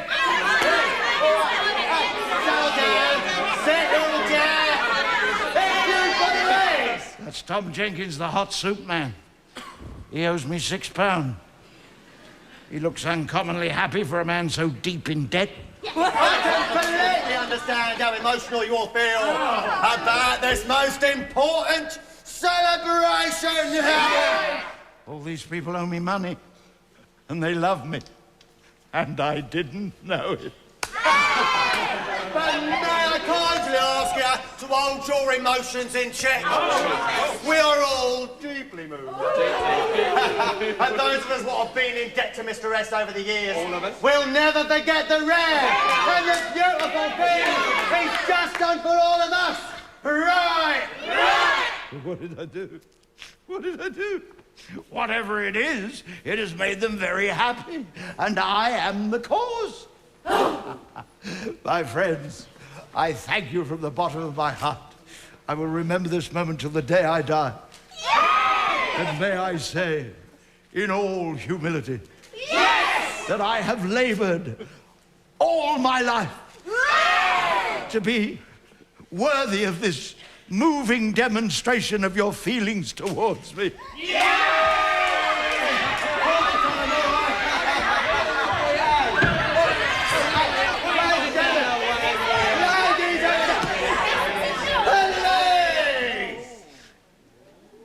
Thank you. On behalf of all the people who have assembled here, I would merely like to mention, if I may, that our unanimous attitude is one of lasting gratitude. All right. For what a friend has done for us today. And therefore I would simply like to say... Thank you very much. Thank you very much. That's the nicest thing that anyone's ever done for me. I may have double Dutch, but my delight is such. I feel as if the losing war's been won for me. And if I had a flag, I'd hang my flag out to add a sort of final victory touch. But since I left me flag, I must simply have to say thank you very, very, very much. Thank you very, very, very much. Thank you very much. Thank you very much. That's the nicest thing that anyone's ever done for me. It sounds a bit bizarre, but things the way they are, I feel as if another life's begun for me. And if I had a cannon, I would fire it to add a sort of celebration time. But since I left me cannon, I must simply have to say thank you very, very, very much. Thank you very, very, very much.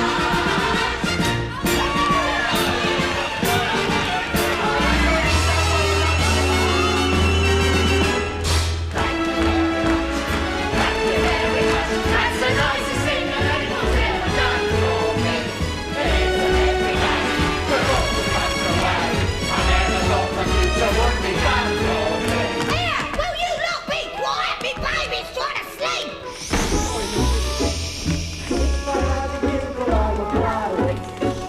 To add a sort of action all the time.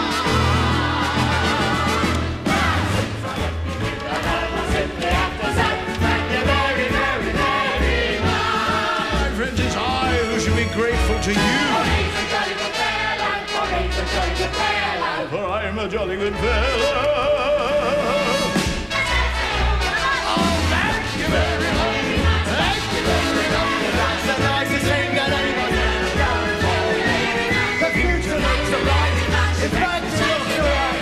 I feel as if the party's in the time for me.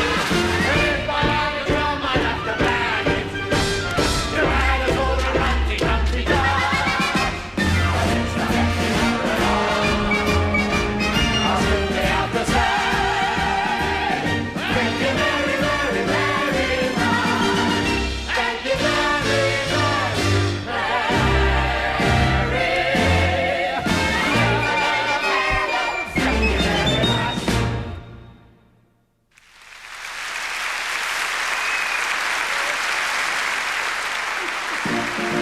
The crowd moves off in high spirits, pulling the cart, cheering and dancing. Suddenly, to Scrooge's horror, the coffin slides off and falls to the ground. No one else notices, and the celebrating procession moves merrily on its way. Scrooge, speechless with terror, looks from the coffin to his counting house, to the phantom. Thank you very much. Spirit, I will not forget this lesson.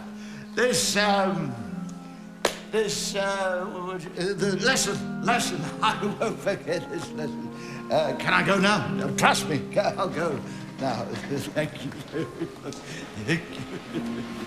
But the phantom points once again, for Scrooge's journey is not yet complete, and they make towards the next destination. Bob Cratchit's house again? Why have you brought me back here? The colour hurts me eyes. I mustn't show weak eyes to your father when he gets home. It must be near his time. Past it. But I think he's walked a little slow these last few evenings. I've known him walk very fast indeed, with Tiny Tim on his shoulder. So have I. Often. But he was light to carry. And his father loved him so. It was no trouble. No trouble.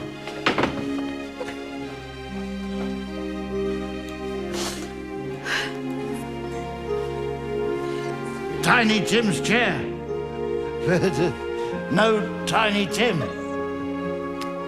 Where is he? The phantom leads Scrooge to a simple graveyard, a bleak aspect of cold grey and black stone. Bob Cratchit is kneeling in front of a simple wooden cross, which is inscribed Timothy Cratchit, aged 7 years.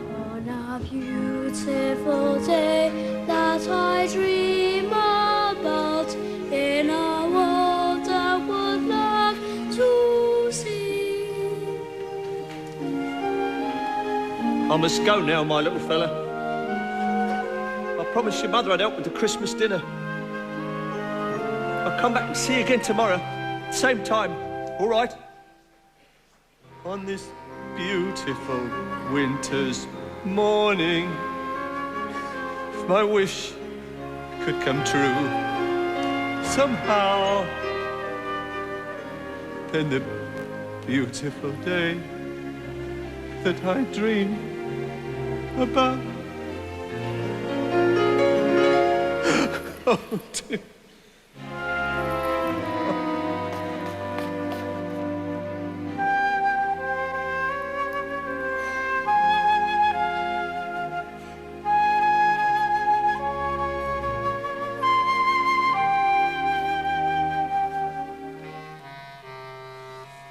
Spirit, you've shown me a Christmas yet to come that mingles great happiness and great sadness. Tell me, are these shadows of things that will be? Or are they the shadows of things that may be only? There amongst the graves, the spirit points down to one. Scrooge advances towards it, trembling, and reads upon the stone of the neglected grave, Ebenezer Scrooge. His face fills with terror, and he turns back in horror to the phantom who points from Scrooge to the grave, and then moves slowly towards him. Scrooge reels away from the phantom, and as he does so, the gravestone yawns open to reveal the very door to hell. Spirit, if you are indeed here to show me the error of my past ways, then say so. So that I may, by my good deeds, sponge away the writing on that dreaded stone. Ebenezer Scrooge, we've been expecting you. You're early. Not that it matters in eternity. Well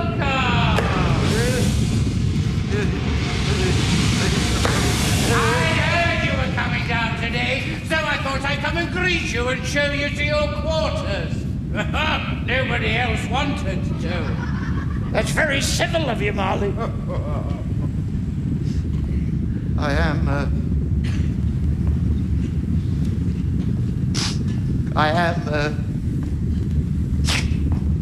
dead, am I not?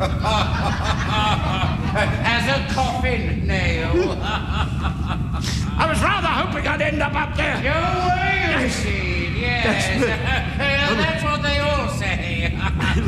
You may find your office rather cramped, but not, I trust, unfamiliar. Office? Your activities in life were so pleasing to Lucifer that he has appointed you to be his personal clerk. A singular honor. You will, so to speak, be to him what Bob Cratchit was to you.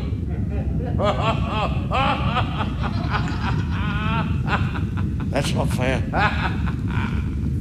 That's not fair. That's what Diabolical. Yes, I know. I must confess I find it not altogether unamusing. Here we are, your office.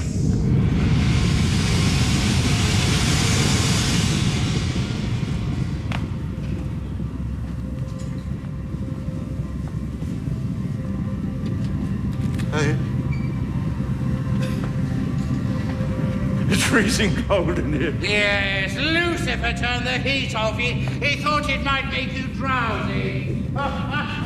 You'll be the only man in hell who's chilly. Well, watch out for the rats. They nibble. Rats?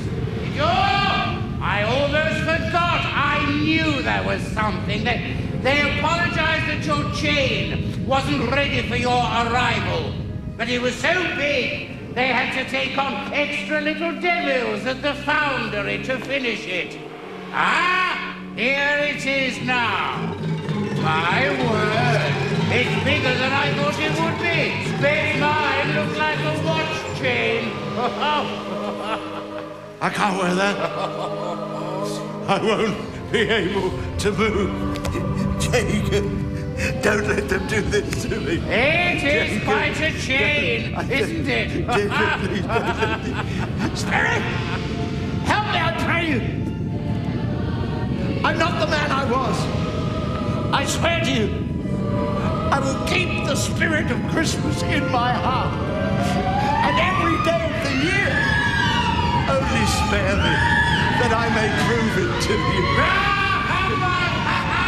A Merry Christmas, Ebenezer Scrooge!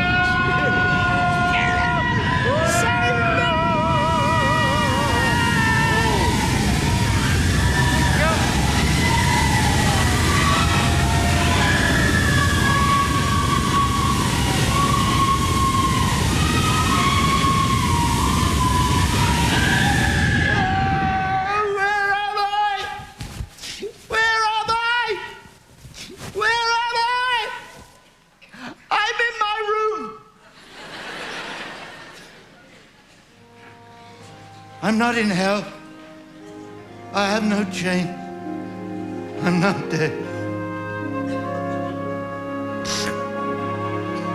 Perhaps it didn't happen. Perhaps it did. But I'm alive. I'm alive. And I have a chance to start again. And I will not be the man I was. I'll begin again. I will build my life. I'll live to know that I've fulfilled my life. I'll begin today. Throw away the past, and the future I build will be something that will last. I will take the time I have left to live, and I'll give it all that I have left to live. I will live my days for my fellow men, and I'll live in praise of that moment when I was able to begin again. I don't know what to do. I'm as light as a feather. I'm as happy as a schoolboy. I'm as giddy as a drunken man. A Merry Christmas, everybody! Merry Christmas! Oh, Jacob Marley, wherever you are, you shall see a change in me, I swear. I'll begin again. I will change my fate. I will show the world that it is not too late. I will never stop while I have the time till I stand at the top of that mountain. I must climb. I will start anew. I will make amends. And I'll make quite certain that the story ends on a note of hope, on a strong amen. And I'll thank the world and remember when I was able to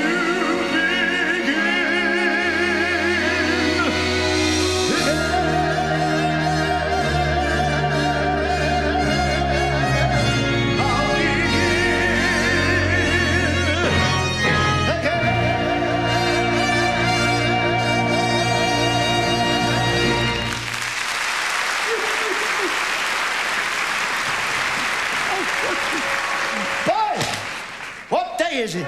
Today? Why, Christmas Day, of course. Christmas Day? I haven't missed it. Do you know the butcher shop in the next street but one? I should hope so. I should hope so. What an intelligent boy. What a remarkable boy. Do you happen to know whether the prize turkey in the window has been sold yet? Not the big one, the enormous one. You mean the one as big as me? What a delightful boy. So witty. It's a pleasure to do business with you. Yes, that's the one. It's still there. I want you to buy it for me. What's that? Here's 2 sovereigns. Go to the butcher's, tell him to open his shop. You be standing there in 5 minutes with that turkey in your arms, and I'll give you a shilling. I'll give you 2 shillings. I'll give you half a crown. Go on, run, run, run! What a lovely boy. I think I'm going to like children. Mr. Scrooge? Good morning, Pringle! Good morning. Mrs. Pringle. A Merry Christmas, Pringle. Merry Christmas, Mr. I want Scrooge. toys, lots of toys for all my young friends on this magic day. Toys, Mr. Scrooge? Toys.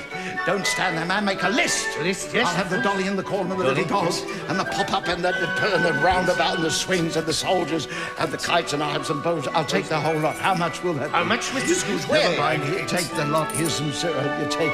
I'll need the help of several children to carry the toys. Each will have half a crown. Yes, Mr. Scrooge. That's what I call a turkey. It's twice the size of Tiny Tim. Well done, dear boy. A Merry Christmas, dear Pringle. Merry Christmas, Mr. Scrooge. That is old Mr. Scrooge, isn't it? Well, yes. Oh, Mr. Scrooge. Yes. What has happened? What has happened, my dear Bissett? It's very simple. I've discovered that I like life. Life likes me. Life and I fairly fully agree. Life is fine. Life is good, especially mine, which is just as it should be. I like pouring the wine, and why not? Life's a pleasure that I deny not. Mr. Hearty, Mr. Jollygood, a Merry Christmas to you, gentlemen. Merry Christmas, Mr. Scrooge. Come to my office on Monday, and I'll give you 100 guineas for your most worthy cause. And the same every year. But, Mr. Scrooge, why? Why? For a jolly good reason, Mr. Jollygood. Ask them, they'll tell you. Excuse me, Pringle, hold that. I like life, here and now, life and I in mutual vow. Till I die, life and I, we'll both try to be better somehow. Where there's music and laughter, happiness is rife. Why? Because I like life. I don't believe in Christmas. Father Christmas, he's the greatest man in the whole wide world, and the whole wide world, he knows it. Every Christmas, Father Christmas puts a great big sack on his dear old back, 'cause he loves us all and he shows it.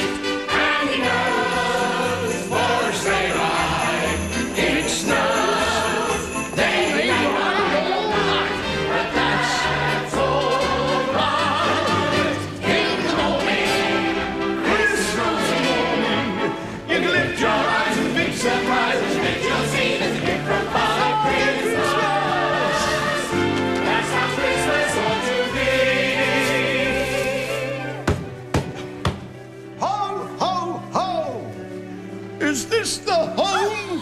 of Robert Cratchit, Esquire. A Merry Christmas to you, sir, from Santa Claus himself. Forgive me, sir, but I think you've got the wrong people. Nonsense. Haven't been to the wrong people in 1,000 years. You can forget that scraggly little goose of yours, Mrs. Cratchit. You can use it as stuffing for this. Oh, thank you, sir. How did you know about Come on, the goose? children, it's your turn now. What have we got here? This is for you, my dear.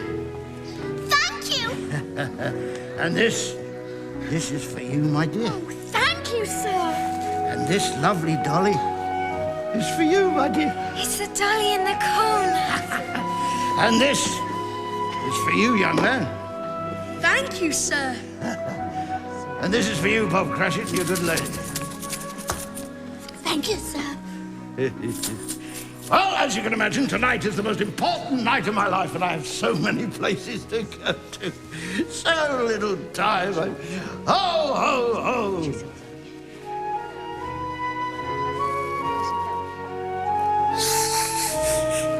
What am I thinking of? This is for you.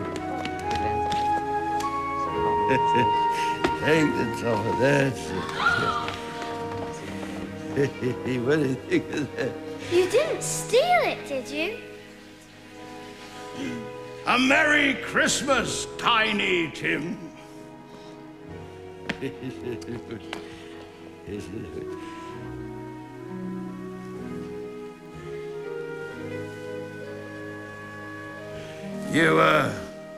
You still haven't recognized me, have you, Bob Cratchit? Yes. No. I mean, your Father Christmas.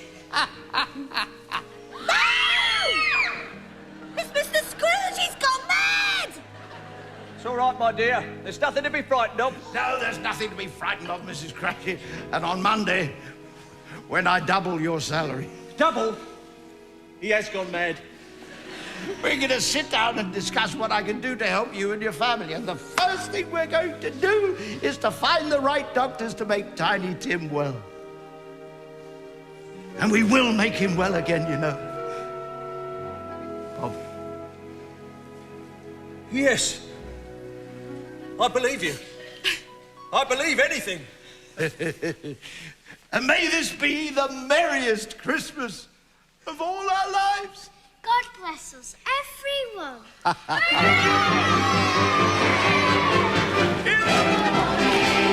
Christmas morning, you can lift your eyes. Surprises, angel sings in the morning Christmas. The morning Christmas. That's our Christmas all to be. Tom Jenkins.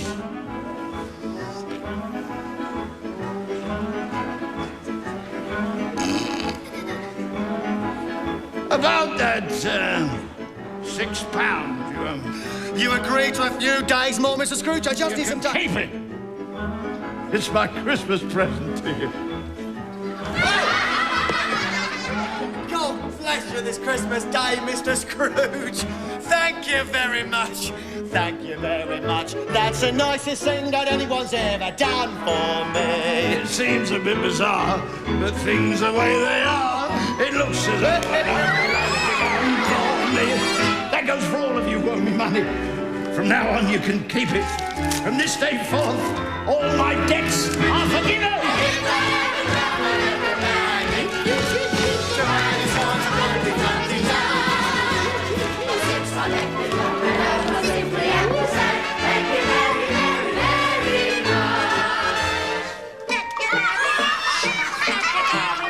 That's the nicest thing that anyone's ever done for me. It isn't every day good fortune comes my way. I never thought the future would be fun for me.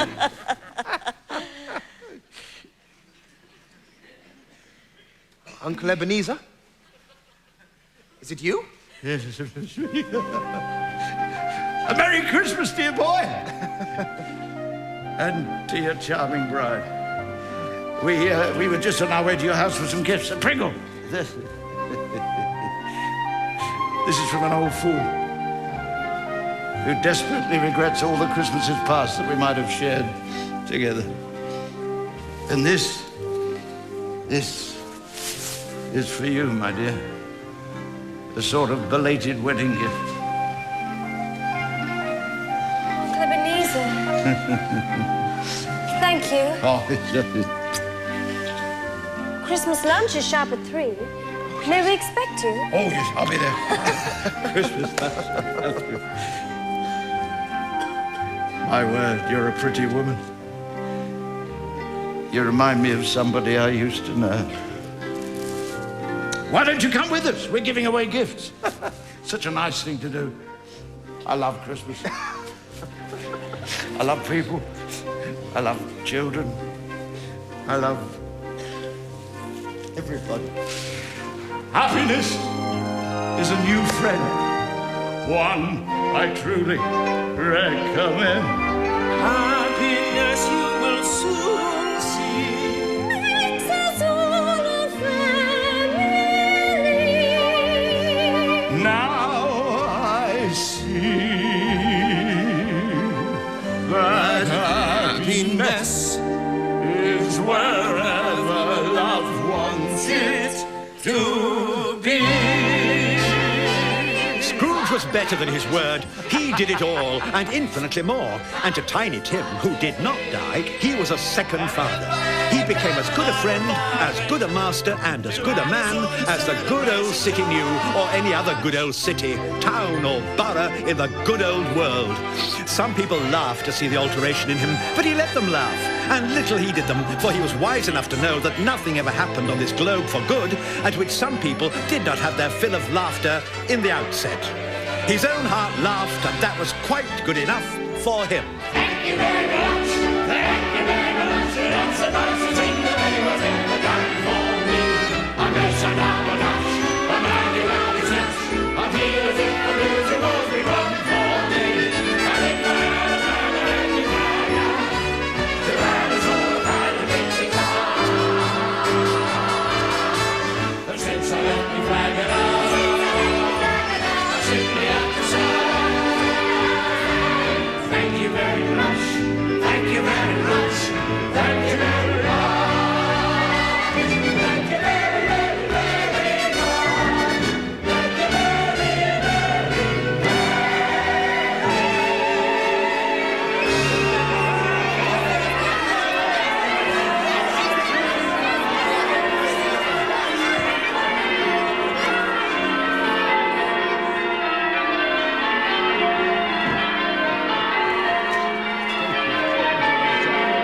Cheers, I'll be there. Look forward to it.